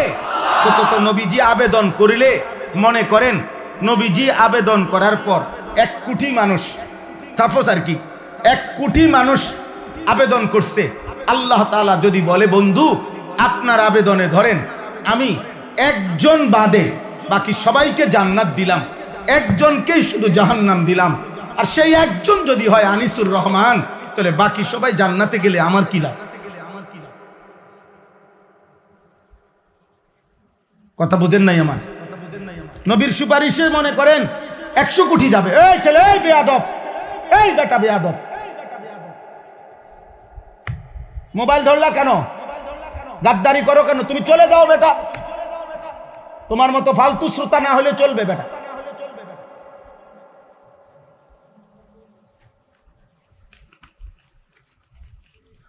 জি বাবা, আপনারা ধরে বুঝান আপনাদের ছেলেদেরকে। বলেন একটা লোক যদি একজন, আরে ভাই একজন আমি যদি জাহান্নামী হই, যারে আল্লাহ জাহান্নাম দিবে সে যদি আমি হই, বাকি সবাই যদি জান্নাতে যায়, আমার কি লাভ? কথা কন না, আমার কি লাভ? দোস্ত আমার, বন্ধু আমার, আমি সর্বোচ্চ আবেগ দিয়ে বলছি, রাগ হইও না ভাই, আমি মোবাইলের এটা মাইনা নিতে পারি না। আমার কথা হলো সে না শুনুক, আমার কোনো আপত্তি নেই। আমি জীবনভর আজকে আলহামদুলিল্লাহ আল্লাহর দয়ায় 22 বছরের এই ছোট্ট ওয়াজের জীবনে কখনো 10 জন মানুষের সামনে বয়ান করছি, কখনো 10,000 মানুষের সামনে বয়ান করছি। এটা কোনো বিষয় না। এই কোরবানির ঈদের আগের দিন বুধবার রাতে এশার নামাজের পরে আমি যখন বয়ান করছি তখন 10-15 জন মানুষ ছিল। আমি বলে গেছি একম পক্ষে 1 ঘন্টা আল্লাহর কথা বলতে হবে, বন্ধ করা যাবে না। আমরা ইয়াকিন করি যে আমাদের দায়িত্ব শুধু কলিজার সবটুকু দিয়ে বলা, চূড়ান্ত ফায়সালা আল্লাহর হাতে। ফায়সালা কার হাতে? হেদায়েত দিবে কে? জীবন পরিবর্তন করবে কে? আল্লাহ আল্লাহ আল্লাহ আল্লাহ আল্লাহ। হেদায়েত কারো হাতে না, শুধু আল্লাহর হাতে। হেদায়েত নবী সাল্লাল্লাহু আলাইহি সাল্লামের হাতেও না। কার হাতে? যার কারণে যে নবীর কথায় আবু বকর এক কথায় কালেমা পড়ছে, সেই নবীর কথায় 10 বছর একটানা আপন চাচা আবু তালেবকে নবীজি দাওয়াত দিছে। আর মোট 38 বছর আবু তালেব 38 বছর নবীজির খেদমত করছে। কত বছর? 38 বছরের খেদমত করছে আবু তালেব নবীজির। আর নবীজি 10 বছর তাকে কালেমার দাওয়াত দিছে, কিন্তু মৃত্যু হয়েছে ঈমান ছাড়া, কারণ আসমানওয়ালা রব ফয়সালা দেয় নাই। বলে নবীজি কানছে, চোখের পানি ফেলছে, ফেলে নাই? বুখারীর riwayat, কুল লা ইলাহা ইল্লাল্লাহ কালিমাতান আশহাদু লাকা বিহা ইনদাল্লাহ। আল্লাহর নবী বলছে চাচা একবারের জন্য কালেমাটা পড়ে, একবার শুধু বলেন চাচা, আপনি শুধু বলে রাখলে হাসরের ময়দানে আমি আপনার জন্য আল্লাহর নিকট সাক্ষ্য দেব। হাদিসের মধ্যে আছে আবু তালেব নবীজি ফালাম ইয়াজাল বারবার বলতেছিলেন, আর আবু জাহেল আর উমাইয়া ইবনে খালফ এই 2 জন কাফের বারবার নিষেধ করছিল। 2 পাশে 2 জন, এ পাশে নবীজি, এ পাশে 2 জন কাফের, আবু জাহেল এবং উমাইয়া। এই দুইজন বলতেছে, আবু তালেব, বাপদাদা পূর্বপুরুষের ধর্মের মূর্তি পূজার বিরোধিতা করিস না, বেজ্জুতি করিস না। আর আল্লাহ নবী বলছে, চাচা একটাবার পড়ে। কোন কোন কিতাবের মধ্যে আছে, শেষ পর্যন্ত নবীজি বলছে, চাচা আমার কানে কানে বলে, আমি শুধু শুনে রাখবো, কিয়ামতের দিন সাক্ষ্য দেব। আবু তালেব পড়ে না, খোদার কসম পড়ে না। কিতাবে আছে, শেষ পর্যন্ত নবীজি বলছে, চাচা আমি পড়ি, আপনি শুধু ঠোঁটটা লাড়েন। আমি তবুও বলবো আল্লাহর কাছে যে আল্লাহ আমার চাচা ঠোঁট লাড়ছে, মনো কালেমাই পড়ছে। আবু তালেব ঠোঁটও লাড়ে নাই, শেষ পর্যন্ত আছে।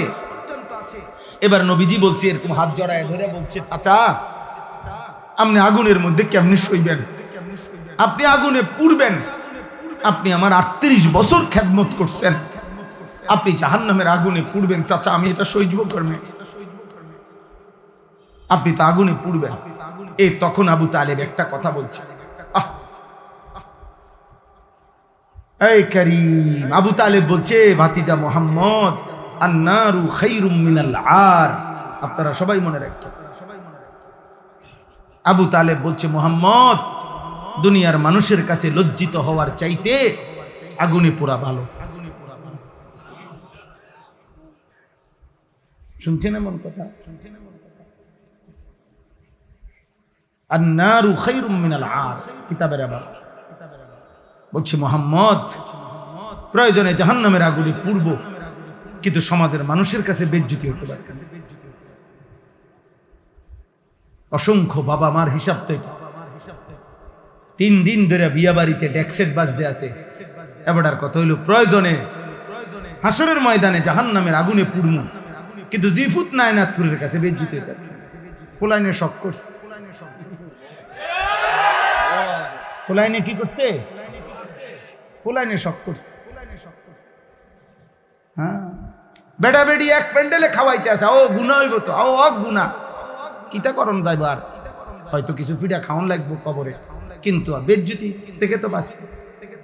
গ্রামে বেজ্জুতি হয়েছে না, এবার মানুষ এবার একটা আলগি দিয়ে কাঙ্গায় তুইছে ইজ্জত দিয়ে। বুঝেন নাই কথা? হ্যাঁ, মানুষের কাছে যাতে বেজ্জুতি না হয়, এই জন্য গুণাটাকে কি করে নিছে, মেনে নিছে। কথা বোঝেন নাই? একটা হাইয়েস, এটার ভিতরে বেড়া বেড়ি ফুলা মাইয়া, হ্যাঁ, চাপ দিয়ে বইয়ে লাও, মাত্র 10 কিলোমিটারের পথ, এত ফর্দা ফুর্দা পোহাইও না, এত এত এত জমিদারি করো না, বইয়ে লাও বেড়া বেড়ি এক লগে, যে জান দিয়ে জায়গা পাও বইয়া লাও। এটা জায়েজ হয়ে গেল? এটা 2 কিলোমিটার হইলে এটা জায়েজ, 10 কিলোমিটার পথ কম হইলে বেড়া বেড়ি এক লগে বইন জায়েজ নাকি? বিয়ার রাত, বিয়া বাড়ি, আপনার স্বাস্থ্য বোন, জ্যাঠতো ভাই, ভাই বোন, ছোট ছোট বাচ্চা 10 বছর 12 বছরের, মনে করেন সব দিদি এক কান্দে হতাই দিচ্ছে, হুইতালা সবাই একটা বালিশ দিয়ে দে, সবাই সবাই শুইয়া লাইলো এক লগে। এটা হালাল না হারাম?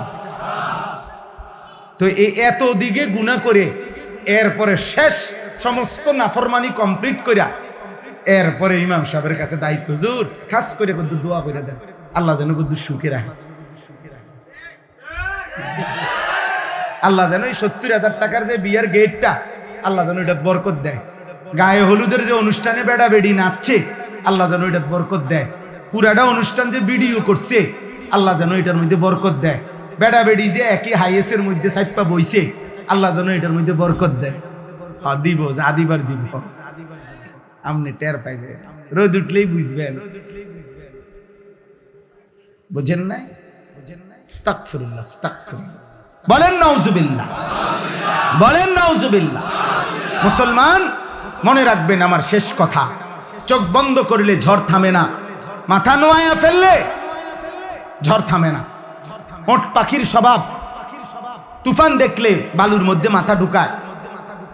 চামচিকার স্বভাব, বাদুরের স্বভাব, আলো ফুটলে মাথা নিচের দিকে দিয়া চোখ বন্ধ করে রাখে। তার মানে সে বুঝাইতে চায় আলো আসে নাই, না আলো আসছে, তুমি মাথা নোয়াই লাইছো। এই জন্য আপনি যদি বলেন আমি বুঝি নাই, চোখ বন্ধ করে যদি আপনি কোন তুফান নাই, না তুফান ঠিকই আসতেছে, আপনি চোখ বন্ধ করে রাখছেন। তা আপনি বুড়া মানুষ, গ্রামের মানুষ, বুঝি নাই, বা ওই এখনকার যুগ এরকম, আগের মতো সাফাসাফি করলে হইতো না, এই সব কিছু বললেই কবরের আযাব মাফ হয়ে যাবে, জাহান্নামের আযাব মাফ হয়ে যাবে। খোদার কসম এটা হবে না। ইমাম সাহেব আর মুক্তা দিয়ে, মুসল্লি আর হুজুরে, পাবলিকে আর জনগণে আমরা একত্র হইয়া গেলে কবরের আযাব মাফ হবে না। আমনে উনি আমারে কইলো, আমি ইমাম সাহেবরে কইলেন, আমনে হুজুর বুঝেন তো অন কি আর এই যুগ আসেনি? হুজুরে কইলো আচ্ছা বুঝি তো হ্যাঁ ঠিক আছে, আল্লাহ ভরসা চালাইয়া নেন। হ্যাঁ, ইমামে আর মুসল্লি মিল্লা গেলে আখেরাত ক্লিয়ার, ফিসাবে আর মুরিদে মিল্লা গেলে আখেরাত ক্লিয়ার। হ্যাঁ কি মিল্লা জিল্লা কুমিল্লা, মিল্লা জিল্লা আখেরাত না।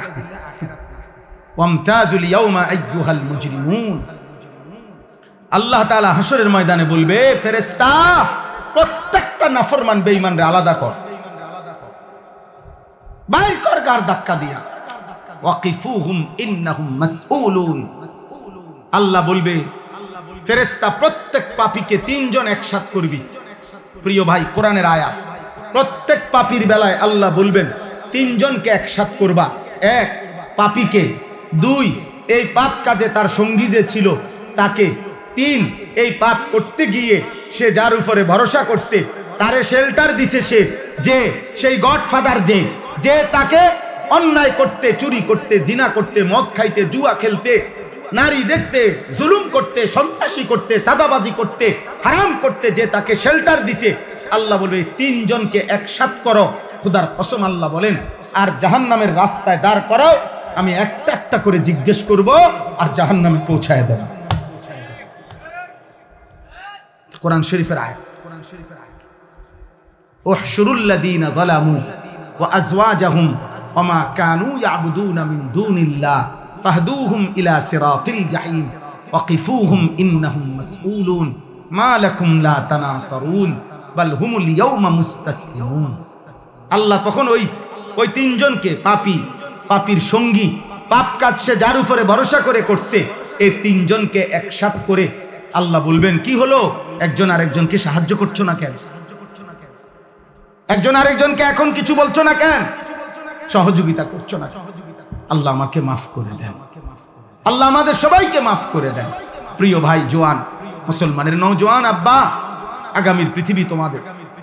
তোমরা যাদের বয়স 14 বছর, 16 বছর, 18 বছর, 20 বছর, আমার আব্বা, তোমরা এত কম বয়সে এমন সুন্দর হায়াত, এত নারী দেখো না আব্বা, এত নারী দেখো না, এত অস্থির ছবি মোবাইলে দেখো না, মদের আড্ডা, জুয়ার আড্ডায় যাইও না, জিনার ব্যভিচার, নারীর আড্ডায়, হারাম কোনো মেয়ের সাথে প্রেম ভালোবাসা, হারাম কোনো সম্পর্ক, পার্ক রেস্তোরাঁ বিনোদন, রাতভর গল্প, মোবাইলে আলাপ, বাস্তবতার হারাম প্রেম, সবটাই জিনা। খোদার কসম, হাতেরও জিনা, পায়েরও জিনা, চোখেরও জিনা, লজ্জাস্থানেরও জিনা, সবটাই নবীজি বলছে জিনা। লজ্জাস্থান দিয়ে যে অপকর্ম করে সেটাও জিনা, হাত দিয়ে যে হারাম নারী ছুঁয়ে দেয় এটাও জিনা, চোখ দিয়ে যে হারাম নারী দেখে, মানে যাকে দেখার অনুমতি নাই, এটা চোখের জিনা, কানের জিনা, হাতের জিনা, পায়ের জিনা। নবীজি বলছে, বিশুদ্ধ হাদিস, বুখারী মুসলিমের হাদিস। সাথে সাথে মদ, নেশা। আল্লাহ নবী সাল্লাল্লাহু আলাইহি ওয়াসাল্লামের একটা হাদিস শুনেন, ছেলের আব্বা একজন হলেও যদি ভাবো তাহলে শুনো। খোদার কসম, নবীজি বলছেন, আমার কাছে নির্ভরযোগ্য আরবি তাফসীর আছে, আত-তাফসীরুল মুনীর, এই তাফসীরের মধ্যে আছে এই হাদিস। নবীজি বলছেন, দুইটা পাপ, এক নাম্বার হলো জিনা, নারীর সাথে যে হারাম কাজ করে। দুই, যে মদ পান করে। মান জানা ওয়া শারিবাল খামরা, নেশা, মদ, নেশা, মদখোর, নেশাখোর, যে ফুট্টাখোর, বাবাখোর, গাঁজাখোর, ইয়াবাখোর, হারামখোর, নেশাখোর, হারামখোর, ফুট্টাখোর, হারামখোর, বাবাখোর, হারামখোর। আল্লাহ নবী বলে, যে ব্যভিচার করে এবং মদ পান, নেশা করে, খোদার কসম নবী বলে, নাজা আল্লাহু মিন কলবিহিল ঈমান, আল্লাহ তাআলা ওই পাপের সময় আল্লাহ তাআলা তার কলিজার থেকে ঈমানটা টেনে খুলে ফেলে। কসম খোদার, এই কোরআন হাসম, নাজা আল্লাহু মিন কলবিহিল ঈমান কামা ইয়াখলাউল ইনসানু আল কামিসা মিন রাসিহি। নবীজি বলেন, মানুষ যেমন তার গায়ের জামা খুলে ফেলে, ঠিক তেমনি ভাবে আল্লাহ তাআলা নেশাখোর আর নারীর সাথে যে অপকর্ম করে তার কলিজার থেকে ঈমান এভাবে খুলে ফেলে। কি সাংঘাতিক কথা বলো। এই ব্যভিচারীকে আল্লাহ যেন বলে, এদিকে ওয়েট, কই যাচ্ছ? বেডি দেখবা? উলঙ্গ ছবি, নর্তকী, জিনা, ব্যভিচার, হারাম নারীর আড্ডায়, ওয়েট 1 মিনিট। আল্লাহ যেন ডাক দিয়ে বলে, দাঁড়াও দাঁড়াও, আমার ঈমান আমারে দিয়া যাও, যা এবার বেঈমান যা। যে মদ পান করে নেশাখোর, আল্লাহ তাআলা বলে, দাঁড়া 1 মিনিট, নেশাখোর দাঁড়াও দাঁড়াও, আমার ঈমান আমারে দিয়া দাও, যাও এবার বেঈমান যাও, যাও। নবীজির একজন বিখ্যাত সাহাবী ছিল আবু দারদা। সাহাবাদের মধ্যে সবচেয়ে বেশি ইবাদত করতেন যিনি, আবু দারদা, সাইয়্যিদুজ যুহাদ, দুনিয়া বিমুখ আখিরাতমুখী সাহাবাদের মধ্যে যিনি সর্দার ছিলেন, ওনার নাম ছিল আবু দারদা রাদিয়াল্লাহু তাআলা। নবীজি ওনাকে 3টা ওসিয়ত করছিলেন। উনি নিজে বলছে, আমার বন্ধু আমার নবী আমাকে 3টা ওসিয়ত করছে। 1 নাম্বার, লা তুশরিক বিল্লাহ ওয়া ইন কুত্তি'তা আও হুররিকতা। বলছে, আবু দারদা, যদি তোমাকে গলা কাইটা হত্যাও করে, যদি তোমাকে আগুনে পুড়িয়েও ফেলে, আল্লাহর সাথে শিরিক করো না। কি করো না? শিরিক করো। মাইরা ফেলুক আর পুরাইয়া ফেলুক, আল্লাহর সাথে শিরিক করো, আল্লাহর সাথে ভিন্ন কাউকে ডাইকো না। 1 জাররা পরিমাণও আল্লাহর সাথে কাউকে মিলাইও না, আল্লাহর সাথে কাউকে মিলাইও না, ধর্মের নামেও না, অধর্মের নামেও না। কোন চাওয়া পাওয়া পূরণ হওয়ার জন্য পৃথিবীর কারো কাছে আল্লাহর সমকক্ষ মনে করেছেও না। মাখলুকের কাছে চাওয়া যায় না, চাইতে হয় শুধু কার কাছে? আল্লাহর কাছে, আল্লাহর কাছে। আল্লাহ আমাদেরকে বুঝার তৌফিক দান করেন। 2 নাম্বার, লা তাতরুকিস সালাতা মুতাআম্মিদান মাকতুবাতান। কোন ফরজ নামাজ, ফজর, জোহর, আসর, মাগরিব, ইশা, জুমা, এরকম ফরজ নামাজ নবীজি বলছে ইচ্ছে করে ছেড়ে দিও না। ফামান তারাকাহা ফাকাদ কাফারা। যে ইচ্ছে করে ফরজ নামাজ ছেড়ে দেয়, মনে রেখো সে যেন কাফিরি হলো। 3 নাম্বার, লা তাশরাবিল খামরা। মদ পান করো না। ফা ইন্নাহা মিফতাহু কুল্লি শার। কেননা মদ, নেশা সমস্ত পাপের চাবি। মদখোর যে নেশা করে সে নারী লুবি, সে জুয়া খেলে। যেখানে মদের আড্ডা সেখানে গানের আড্ডা, যেখানে গানের আড্ডা সেখানে নারীর আড্ডা। এই 3 জিনিস, মদ, নারী, গান, বাদ্য, এই 3 জিনিস এক ক্ষতি এনে 3 দাগ। বুঝেন নাই? একই ক্ষতি আনে। যেখানেই মদের আড্ডা সেখানে নারীর আড্ডা, সেখানে গানের আড্ডা। এই 3টে একসাথে চলে। নাউজুবিল্লাহ, নাউজুবিল্লাহ। দয়া করে গুনাহ থেকে ফিরেন। ছেলের আব্বা, ধরে নাও তোমার দিকে কেউ নজর দিল না, মা ভুলে গেল, বাপ ভুলে গেল, এই সমাজের সবাই তোমাদেরকে ভুলে গেছে। আব্বা, তোমরা অনেক ছেলে আছো এমন, মোবাইল 24 ঘন্টা তোমাদেরকে পাগল বানায় রাখছে। নারী দেখতে দেখতে, ছবি দেখতে দেখতে, অশ্লীল দৃশ্য দেখতে দেখতে আজ তুমি মাথার চুল থেকে পায়ের নখ দিয়া এই পুরা বডিতে কোথাও তুমি বুঝাইতেও পারতা না যে তুমি মুসলমান কেমনে, মুসলমান কেমনে। বলো না ভাই, যদি কেউ এভাবে তোমরা মনে করো কেউ তোমারে বাধা দেয় না, কিন্তু এরপরও তুমি আল্লাহর কাছ থেকে ছাড় পাইবা না। তুমি নিজেরে নষ্ট করো না। আমার এই শেষ কথা, অনুরোধ করলাম, এটা আমার কলিজার একটা ব্যথা। আমি ব্যক্তিগতভাবে মুসলমান কিশোর, যুবক, নওজোয়ান, তারা আল্লাহর দিকে ফিরুক, সবাই সবার জায়গায় পড়ুক, আমার মানা নাই। স্কুলে পড়ো, কলেজে পড়ো, ইউনিভার্সিটিতে পড়ো, কোনো অসুবিধা নেই, কিন্তু আল্লাহকে ভুলো না, নামাজকে ভুলো না, হালাল হারামকে ভুললো না। আমরা মুসলমান, আমরা মুসলমান। এটা আমাদের প্রথম পরিচয়, এটা আমাদের শ্রেষ্ঠ পরিচয়, এটা আমাদের প্রকৃত পরিচয়, এটা আমাদের শেষ পরিচয়। এটা আমাদের কি? শেষ পরিচয়। এটা আমাদের কবরের পরিচয়, এটা আমাদের আখিরাতের পরিচয়। আমরা মুসলমান, আমরা ঈমানদার, আমাদের আল্লাহ আছেন, আমাদের নবী সাল্লাল্লাহু আলাইহি সাল্লাম আছেন, আমাদের কোরআন আছে, আমাদের ইসলাম আছে। এই চারটেই শ্রেষ্ঠ। আমাদের আল্লাহ সর্বশ্রেষ্ঠ, আমাদের নবী সর্বশ্রেষ্ঠ, আমাদের কিতাব সর্বশ্রেষ্ঠ, আমাদের ধর্ম সর্বশ্রেষ্ঠ। আমি অন্যের কাছে যাব কেন? বলো না ভাই, আমি কিসের অভাবে অন্যের কাছে যাব? আমার কাছে কোনটা নাই? এই চারটার কোনো একটাই আমাদের চাইতে বেশি কারো কাছে আছে? হিন্দুদের কাছে, বৌদ্ধদের কাছে, ইহুদিদের কাছে, খ্রিস্টানদের কাছে, নাস্তিক মুরতাদদের কাছে। তাইলে আমরা অন্যের কাছে যাব কেন? কেন যাব ভাই? অতএব আমি অনুরোধ করছি, দয়া করে আমরা প্রত্যেকে আল্লাহর দিকে ফেরি। আমার এই সমস্ত যুবক ভাই, অনেক শ্রদ্ধেয় বাবারা আছেন, আপনাদের সামনে ছেলেরা তোমাদেরকে বললাম, ফজরের নামাজ পড়ো। আমার একটা জীবনের মেহনত, আমি ফজর ক্যাম্পেইনের কাজ করি সারা বাংলাদেশে। আমার অসংখ্য ছেলে আছে আমাদের, যারা আমাকে কলিজা দিয়া মহব্বত করে, এখানেও আছে আমার ছেলে আলহামদুলিল্লাহ, যারা ফজর ক্যাম্পেইনের একটা কাজ করি আমরা। মানে হলো ফজর নামাজের মুসল্লি বৃদ্ধির চেষ্টা। ক্যাম্পেইন মানে প্রচারণা, ফজরের মুসল্লি বৃদ্ধির প্রচারণা। আমাদের একটা স্বপ্ন, সারা বাংলাদেশের মসজিদে জুমার নামাজ আর ফজরের নামাজের মুসল্লি বরাবর হবে।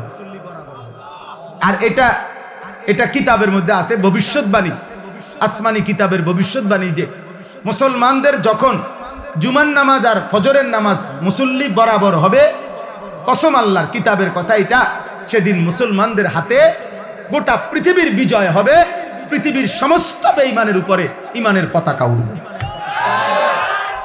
এ কোন দিন? জুম্মা আর ফজর বরাবর হবে। এখন বলেন তো, আমাদের জুম্মা আর ফজর বরাবর? ফজরের মুসল্লি অর্ধেক, 4 ভাগের 1 ভাগ, অনেক, এখনো বহুদূর। আমাদের বিজয় এখনো বহুদূর। এই জন্য সারা বাংলাদেশে আমরা আলহামদুলিল্লাহ এই কাজটা করি। বয়স্ক বাবা, মজ বয়সী যারা আছেন, আপনাদেরকেও বলি, বাবা ফজরের নামাজ পড়ে। খোদার কসম, এই কোরআন হাতে ধরে বললাম, নবীজি বারবার, একাধিকবার, বুখারীতে হাদিস আছে, মুসলিমে হাদিস আছে, অসংখ্য সাহাবী বর্ণনা করছেন নবীজির থেকে। নবীজি বলছেন, কোন ব্যক্তি মুমিন নাকি মুনাফিক এটা চিহ্নিত করার প্রথম প্রকাশ্য প্রমাণ হলো ফজরের নামাজ। কোন নামাজ? কোন নামাজ? খোদার কসম, ফজরের নামাজে প্রমাণ হয় সে কি মুমিন নাকি মুনাফিক। হাদিসে আছে, হযরত উবাই ইবনে কাব রাদিয়াল্লাহু তাআলা আনহু বলেন, নবীজি যাকে সন্দেহ করতেন ঈমানের ব্যাপারে, তাকে ফজরের নামাজ সালাম ফিরিয়ে খুঁজতেন। একদিন 2 দিন না দেখলে নবীজি বলতেন, মনে রেখো, মুনাফিকের জন্য এশা এবং ফজরের নামাজ জামাতে পড়া কঠিন। কসম। হযরত আব্দুল্লাহ ইবনে ওমর বলেন, নবীজির বিখ্যাত সাহাবী, তিনি বলেন, নবীজির জামানায় কেউ যদি ফজরের নামাজে মসজিদে না আসতো, আমরা তাকে 2টা জিনিস ভাবতাম, হয় সে অসুস্থ, রোগাক্রান্ত, আর নয়তো মুনাফিক। আসানা বিহিজ্জান, হয় আমরা এটাই বুঝতাম, হয়তো সে অসুস্থ আর নয়তো মুনাফিক। নবীজি, বুখারীর হাদিস আছে, নবীজি সাল্লাল্লাহু আলাইহি সাল্লাম ফজরের নামাজের গুরুত্ব বলে আল্লাহর নবী বলছেন, আমার মন চায় জামাতের ওয়াক্ত হইলে একজনকে বলি ইমামতি করো, আর আমি নিজে কিছু লোক নিয়া লাকড়িতে আগুন ধরাইয়া, আমার মন চায় ইলা কওমিন লা ইয়াশহাদুনাস সালাহ, যারা ফজরের জামাতে আসে নাই, আমি তাদের ঘরগুলোতে যাই, ফা উহাররিকা আলাইহিম বুয়ুতাহুম বিন্নার, অতঃপর তাদের ঘরগুলো তাদেরকে শুদ্ধা আগুনে পোড়ায়। কি মনে করছেন আব্বা বিষয়টা? খামখেয়ালি মনে করছেন? ফুলাইন মানুষ, হেবড়া কয় ফুলাইন মানুষ, বাপে কয় ফুলাইন মানুষ, মায়ে কয় ফুলাইন মানুষ, আস্তে আস্তে ঠিক হয়ে যাবে। হেবড়ারে কইছে জিবরাইলে, হেবড়ারে কইছে 18 বছরের, এখনো বলে ছোট ফুলাইন, এটা আস্তে আস্তে ঠিক হইব। ধরেন 85 বছর বয়স যখন হইব, আল্লাহর রহমতে তখন তারের মতো সোজা হয়ে যাবে। কারণ তখন তার শরীরে আড্ডি গুড্ডি, গিরাগাড়ি, জোরাজারি সব ছেড়ে দিছে। তখন সোজা না হইয়ার উপায় আসেনি? হ্যাঁ, এটা নিয়ে সোজা হওয়া। তাইলে আস্তে আস্তে ফেলে রাখলে, অযত্নে অবহেলায়, মনে রাখবেন কোনো জিনিস অযত্নে অবহেলায় ঠিক হয় না, নষ্ট হয়। লোহাও যদি মাটির উপরে ফেলে রাখে, মাটি লোহা হয় না, লোহা মাটি হয়ে যায়। এজন্য উপযুক্ত সন্তানও যদি অযত্নে অবহেলায়, পরিচর্যাহীন, ঈমান আমল আখলাকের নজরদারি শক্তভাবে যদি না ধরে রাখেন, তাইলে আস্তে আস্তে অসৎ বন্ধু, অসৎ চরিত্রহীন আর মোবাইলের আসক্তিতে একদিন নষ্ট হয়ে পচা গলা দুর্গন্ধ ছুটবে, দুর্গন্ধ। আমার ভাই, অতএব ফজরের নামাজ আলহামদুলিল্লাহ, আপনারা যারা এই কি যেন নাম আপনাদের, এটা বাকড্ডা সামাজিক উন্নয়ন ফাউন্ডেশন, আপনাদের অনেকের গায়ে সুন্দর গেঞ্জি দেখছি। আপনারা এই গেঞ্জি পড়ুয়া সবাই আপনাদের ফাউন্ডেশনের যারা মুরব্বী আছে আপনাদেরকে নিয়ে, নওজোয়ান ভাই তোমরা ফজরের কাজ করো। আমি একটা তোমাদেরকে বললাম যে কাজটা কি, একদম সহজ কাজ, সহজ বুদ্ধি। একজন ছেলে, যুবক, কিশোর সিদ্ধান্ত নিবে আমি ফজরের নামাজ জামাতে পড়ব, আমার একজন বন্ধুকে ফজরের জন্য জাগাবো। এর দূরে আমাগো কাম, আমি ডাকবো তাকে, সে ডাকবে আমাকে। দুই দুস্থ পরস্পর সমঝোতা করে নিবে, বন্ধু তুমি আগে উঠলে আমারে উঠাইও, আমি আগে উঠলে তোমারে উঠাইব। ইনশাআল্লাহ কোরআনের বক্তব্য দ্বারা বোঝা যায় দুই বন্ধু একজন আরেকজনকে নেক কাজে সহযোগিতা করবে। খোদার কসম, আল্লাহ কিয়ামতের দিন বলবে, ও বন্ধুরা যারা একে অপরকে নেক কাজে সহযোগিতা করেছিলে, একসাথে বন্ধুরা হাত ধরাধরি করে জান্নাতে ঢুকবে। কোরআন শরীফের আয়াত, উদখুলুল জান্নাতা আনতুম ওয়া আজওয়াজুকুম তুহবারুন। নেক কাজের বন্ধুরা একে অপরকে হাত ধরাধরি করে জান্নাতে ঢুকবে। এজন্য এটা আমি অনুরোধ রই। আলহামদুলিল্লাহ, তোমরা এলাকা কোথায়? কোথায়? নাইনঝাটি। ওই এখানে ওরা দাঁড়াও, দাঁড়াও, তোমরা দাঁড়াও। এই দেখেন, এই এরাও আমাদের এই ফজর ক্যাম্পেইনের কাজ করে। ওই যে এদের গেঞ্জির মধ্যে লেখা আছে ফজর ক্যাম্পেইন। এরকম অনেক আছে, বউ আব্বা, সারা বাংলাদেশে আছে আলহামদুলিল্লাহ, সারা বাংলাদেশে। সিলেটে আমরা কিছুদিন আগে প্রোগ্রাম করছি, ফজরের বাদ বয়ান করছি মসজিদে, সিলেটের বড় মসজিদে, বিভাগীয় শহরে। হ্যাঁ, সিলেট আম্বরখানা নাকি, আম্বরখানা পয়েন্ট মসজিদ। ফজরের ওয়াক্তে এলাকাবাসী, ওই যে ওই সিলেটের আজকে আসছে, হে বলতেছে কয় তার আত্মীয় রাত্রে 3:30 বাজেই আপনার মোটর সাইকেল দিয়ে দূর জায়গার থেকে ফজরের জামাত ধরছে। পুরা 3 তালা মসজিদ, সব তালা কানায় কানায় পূর্ণ হয়েছে ফজরের জামাতে। আমার এটা কোনো দল না, সংগঠন না। আমি বিগত নির্বাচনও ফাটতি না, সামনে নির্বাচনও ফাটতি না, আমার এটা নাই। আমি এটি বুঝি কম, বুঝেন নাই? আমি বুঝি আল্লাহর কথা বলা। হ্যাঁ, যার যার সাধ্য মতো চেষ্টা, হ্যাঁ, যা যে এর চাইতে বেশি কাজ করতেছে আলহামদুলিল্লাহ, প্রত্যেকের সাধ্য মতো কম বেশি দিনই কাজ করা, ঠিক না বলেন? উচিত কি না বলেন? এজন্য প্রথম জিম্মাদারি ফজরের জন্য ইনশাআল্লাহ আপনারা বাবারা, আপনারা আপনাদের সন্তানদেরকে উঠান। আপনি আপনার ছেলেটার সামনে দাঁড়িয়ে উঠান, স্ত্রীকে উঠান। আল্লাহ নবী বলছে যে স্বামী স্ত্রীকে ফজরের নামাজের জন্য জাগিয়ে দেয়, যে স্ত্রী স্বামীকে ফজরের জন্য জাগিয়ে দেয়, খোদার কসম নবী বলছে রাহিম আল্লাহ, আল্লাহ ওই স্বামী স্ত্রীর উপরে রহমত নাজিল করে। নবীজি বলছে যে এই পরিবারের পুরুষ তার পরিবারের সদস্য স্ত্রী ছেলে মেয়েদেরকে ফজরের নামাজের জন্য জাগিয়ে দেয়, অতঃপর সকলে ফজরের নামাজ আদায় করে। খোদার কসম নবী বলছে আল্লাহ তাআলা ওই ফ্যামিলির পুরুষ মহিলাকে বেশি বেশি জিকিরকারী পুরুষ এবং নারীদের অন্তর্ভুক্ত করে দেয়। তাহলে আমরা চেষ্টা করতে পারি কি না বলেন? হিম্মত করেন, বলেন ইনশাআল্লাহ, বলেন ইনশাআল্লাহ। ইনশাআল্লাহ একদিন আমরা স্বপ্ন দেখি জুমা এবং ফজরের মুসল্লি বরাবর হবে। হয়তো আমরা থাকবো না, হয়তো আমরা থাকবো না, হয়তো 30 বছর পরে হবে, হয়তো 50 বছর পরে হবে। একদিন সত্যি সত্যি দাজ্জাল আসবে, একদিন সত্যি সত্যি মাহদী আসবে, একদিন ঈসা নবী আসমান থেকে নেমে আসবে, চূড়ান্ত লড়াই হবে, পৃথিবীময় জিহাদ হবে, মাহাদির নেতৃত্বে যুদ্ধ হবে, আর শেষ পর্যন্ত দাজ্জাল এবং তার অনুসারীরা পরাজিত হয়ে গোটা পৃথিবীময় কালেমার পতাকা উড়বেই উড়বে, উড়বেই উড়বে, উড়বেই উড়বে। এ তোমার নবীর ভবিষ্যৎবাণী। আর তোমার নবী মিথ্যা বলে না, বানিয়েও বলে না। তিনি মিথ্যাও বলে না, বানিয়েও বলে না। আল্লাহ সবাইকে কবুল করে, আল্লাহ সবাইকে কবুল করে।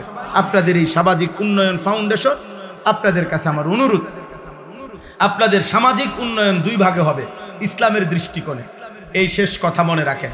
এক নাম্বার হলো সামাজিক উন্নয়নের দুই অংশ থাকতে হবে। 100 টাকায় 60 টাকা আর 40 টাকা কমপক্ষে দুই ভাগ করতে হবে, সমান সমান না। 60 টাকা হবে একদিকে, 40 টাকা হবে একদিকে। 60 টাকা দিয়া কি করবেন? 60 টাকা দিয়া মানুষের আখিরাতমুখী জীবন গঠনের জন্য আয়োজন করবেন। সূরা শিখবে, কেরাত শিখবে, দোয়া শিখবে, দিন শিখবে, কালেমা শিখবে, নামাজ শিখবে, ইসলাহি মাহফিল হবে, মসজিদ ভিত্তিক বয়ান হবে এবং মহল্লায় মহল্লায় সকালবেলা ফজরের পরের ভোরের মক্তব বাচ্চারা শিখবে। সন্ধ্যা, আসর, মাগরিব, এশা যে কোনো এক ওয়াক্তে বয়স্করা প্রয়োজন পরিমাণ দিন শিখবে, সূরা কেরাত শিখবে। একবার 10 মিনিট হোক। মনে করেন আলহামদুলিল্লাহ, এইটাই ইমাম সাহেব মনে করেন 10 মিনিট মস্ক করায় দিছে মুরব্বীদেরকে। এর দূরে শুধু আজকে এর দূরে ফরা যান ছুটি, কালকে আবার বাকিটা। কথা বোঝেন নাই? অর্থাৎ আমরা ব্যস্ত, কোনো অসুবিধা নাই, কিন্তু আমরা তো দেখি, আমরাই তো দুনিয়াতে চলি। বয়স্ক লোকের ব্যস্ততা কি? এ গুইরে চা দেওয়া, এ বিড়ি বন, বন, চা, বিড়ি, আর এ গপ, আর শুধু গপ। একেবারে গোটা পৃথিবীর দোষ। মেম্বর বালানা, চেয়ারম্যান বালানা, এমপি বালানা, এতের ফুদ বালানা, হেতের জি বালানা, এতে আড়ে কেমনে, হেতে নাচে কেমনে। এ বৈশা বৈশা একজনে জু উড়াই দিছে, মাশাআল্লাহ চলছে। এবারে এক একজনের দেখবেন কুইদ্দা উইটা লাফায়। আরে রাখ বেটা, আমি বুঝাইতে আছি, রাখ তুই, হুন আমার কথাটা হুন। ঘাম বাইয়া বাইয়া পড়তে আছে। এ কি বুঝায়, কি বুঝায় কেউ কইতেছ না। কারে বুঝায়? কিত্ত বুঝায়। এখান থেকে বৈশা জাতিসংঘের বুদ্ধি দেয়। আমি তো সবসময় বলি পৃথিবীর সবচেয়ে বেশি বুদ্ধিজীবী বাংলাদেশের চা দোকানে। একটা ডাইরেক্ট যে খনিটা, এটাই চা দোকান। মেন জাতীয় সম্পদ আমাদের দেশের, মেন সম্পদ যে জাতীয় যে সম্পদটা, যে চা দোকানে থাকে। শুধু বদনাম, শুধু গীবত, শুধু বেহুদা, বেহুদা কথা। উনি এই সারা দেশের বুদ্ধি দিবে, সারা পৃথিবীর বুদ্ধি দেয়। দোকানদারে আজকে 3 মাস টাকা পায়, আজ 260 টাকার লেগে বেড়া মনে পর্যন্ত 50 বার কইছে। কয় শুধু লিখে রাখ, দোকানদারের কয় শুধু লিখে রাখ। বুদ্ধি দেয় জাতিসংঘের। আমনে এত বুদ্ধির কি দরকার চাচা? আপনি টাকা না দিয়ে লাগবেন বেটা, আপনি বেহুদা বুদ্ধি দেন কেন? এগুলা ফালতু কাজ কিনা বলেন? এই সময়টা জিকির করলে, একবার সুবহানাল্লাহ পড়লে, খোদার কসম নবী বলছে উহুদ পাহাড়ের চাইতে ভারী নেকি হয়। একবার আলহামদুলিল্লাহ পড়লে উহুদ পাহাড়ের চাইতে ভারী নেকি হয়। একবার সুবহানাল্লাহ পড়লে জান্নাতে একটা খেজুর গাছ রোপণ হয়। নবীজি বলছে একবার পড়লে, আপনি 1000 বার পড়েন, আপনি 100 বার পড়েন, আপনি আল্লাহর কোরআন। হুজুর বুড়া মানুষ, আমি আগের মতো বয়স নাই, আচ্ছা ধরে নিলাম নাই, আপনি 1 শব্দ পড়তে পারতেন না? কথাটা বলেন না। আপনি এদুর কোন আলহামদুলিল্লাহ বলেন তো, আলহামদুলিল্লাহ, আলহামদুলিল্লাহ। এইটাই মনে করেন 10 বার বলে ছুটি। আপনি এদুর পড়তে, এদুর সময়ও নাই, এদুর শরীরেও কুলাইতো না আপনার। এইভাবেও যদি 6 মাস পড়তেন, তাইলেও দেখা গেছে 4টা সূরা, 5টা সূরা, আত্তাহিয়াতু, দুরূদ শরীফ ঠিকা হয়ে যেত না। ওটার শরীর চলে না। আখিরাতের কথা বললে না ওনার কইয়া লাভ নাই, এই বয়স নাই, না নাই, আগের এই বয়স নাই, ও এই নাই। কিন্তু মাশাআল্লাহ ভাত খাইছে এই মাত্র, আবার আপেল, মালটা, চা, বন সব চলছে পরপর। এই বয়সটা আছে, শুধু এই আলহামদুলিল্লাহ পড়ার বয়সটা নাই। মাশাআল্লাহ ভাতের থালার বয়স পুরা আছে, এখানে কোনো বুড়া। এই জন্য বয়স্ক লোক রাগ হয়েন না, আপনাদেরকে বললাম আপনারা দিন শিখেন, আপনারা আপনাদের ছেলেদেরকে উৎসাহিত করেন এই সামাজিক উন্নয়ন ফাউন্ডেশনের ভাইদের কাছে। তাহলে আমার প্রথম আবদার হলো 60 টাকা খরচ হবে আখিরাতমুখী জীবন গঠনে। বলেন কিসে? 40 টাকা ব্যয় হবে মানুষের দুনিয়াবি প্রয়োজনে, অর্থাৎ গরিব, অসহায়, নিরন্ন, বঞ্চিত, এতিম, দুস্থ, অসুস্থ, এই জাতীয় সামাজিক কল্যাণে ব্যয় হবে। এটা হলো 40 টাকা, মানে দ্বিতীয় কাজ। প্রথম কাজ মানুষের আখিরাতের জীবনের উন্নয়ন। এই জন্য দুটোটাই করা একটি ইসলামী সামাজিক সংগঠনের দায়িত্ব। আল্লাহ আমাদেরকে বুঝার তৌফিক দান করেন। আপনাদের কাছে শেষ কথা হলো, আমি ব্যক্তিগতভাবে আমার মাদ্রাসায় কুমিল্লা ক্যান্টনমেন্ট ময়নামতি সাহেবের বাজার, ওই মাদ্রাসা আজকে 11 বছর আলহামদুলিল্লাহ। আমার সেই মাদ্রাসায় এখন 534 জন ছাত্র আছে, 34 জন শিক্ষক কর্মচারী আছে। আজকে 11 বছর রানিং মাদ্রাসা, আলহামদুলিল্লাহ মাদ্রাসা চলতেছে। তো আমার একটা জীবনের স্বপ্ন, মুসলিম কিশোর যুবক নওজোয়ান স্কুলে পড়ুক, কলেজে পড়ুক, ইউনিভার্সিটিতে পড়ুক, এবং সাধারণ শ্রেণী মুসলমান যে কোনো বয়সী বছরের যেই কোনো দিন যেটুকু সময় যার আছে আমাদের ওই মাদ্রাসায় যাবে, দিন শিখবে। অজু, নামাজ, সূরা, কেরাত, দোয়া, কালাম, রুকু, সেজদা, এই আশা নিয়ে আমরা একটা বড় জায়গা কিনছি। 115 শতক, 1 একর 15.5 শতক জায়গা কুমিল্লা ক্যান্টনমেন্টের পাশে আমরা এটা কিনছি। 2,67,00,000 টাকা এই জায়গাটার দাম।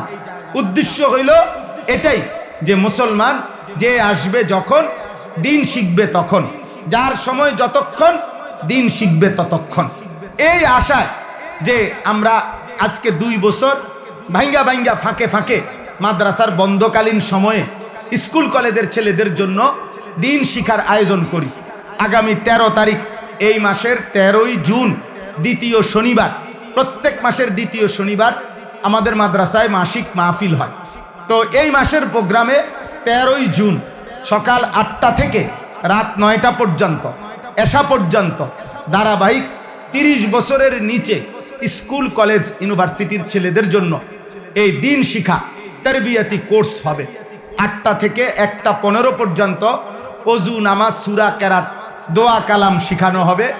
আমাদের মোট বড় ছাত্র হাফেজ এবং উস্তাদ মিলে 100 জন মুআল্লিম আছে প্রশিক্ষণপ্রাপ্ত এই কাজটার জন্য। আমাদের নির্ধারিত সিলেবাস আছে, ছোট সূরা, কেরাত শিখাই আমরা।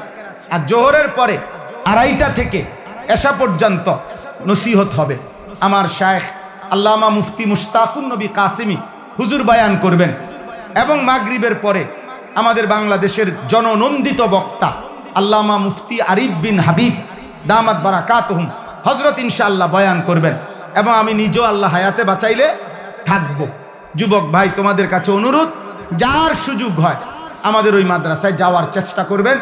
গাড়ি ভাড়া দিয়ে যাবেন, গাড়ি ভাড়া দিয়ে আসবেন।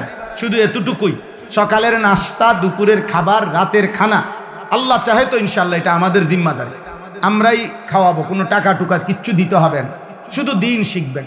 আর একটা আবেদন, আমরা একটা কাগজ, একটা হ্যান্ডবিল সারা বাংলাদেশে দেই। এই হ্যান্ডবিলটা একটা আবেদন। আমার ওই মাদ্রাসার 2,67,00,000 টাকার এই জমিতে এক নামাজের মুসল্লা জায় নামাজ পরিমাণ জমির দাম 4,200 টাকা। তো আমরা এই কাগজটার মধ্যে এই আবেদনটা আছে, বিকাশ নাম্বার আছে, অ্যাকাউন্ট নাম্বার আছে। যদি কারো পছন্দ হয়, মহব্বত হয়, সুযোগ হয়, কারো উপরে কোনো জবরদস্তি নাই, জাফাজাফি নাই, কোনো আল্লাহর বান্দা যদি ভালো পায়, তাইলে আমাদের মাদ্রাসায় 4,200 টাকা ওই জমিতে দিলে আপনি এক নামাজের মুসল্লা পরিমাণ টাকা দিলেন, আপনি সদকায়ে জারিয়ার সওয়াব পাইতে থাকবেন।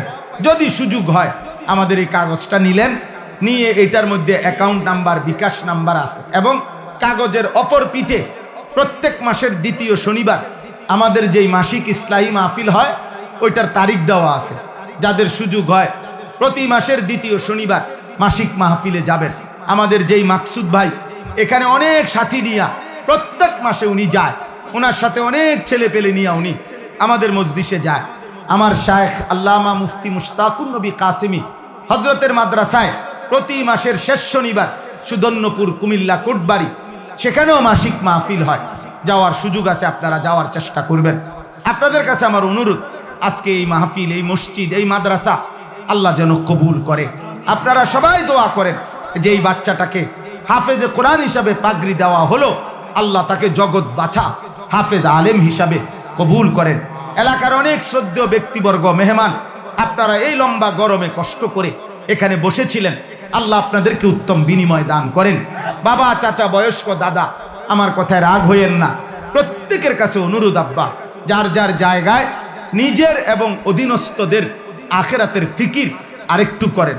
আবারও বলছি, শেষ কথা, মানুষের পরিচর্যা করেন, মানুষের পরিচর্যা করেন, শুধু ঘর, দালান, বিল্ডিং, আসবাবপত্রের নয়, বরং মানুষের। কিসের বলেন না? এক কথায় মানুষের চাষ করেন, মানুষের চাষ করেন, মানুষ বানান, ইনসান বানান, আখিরাত শিখান। আল্লাহ তাআলা তৌফিক দান করেন।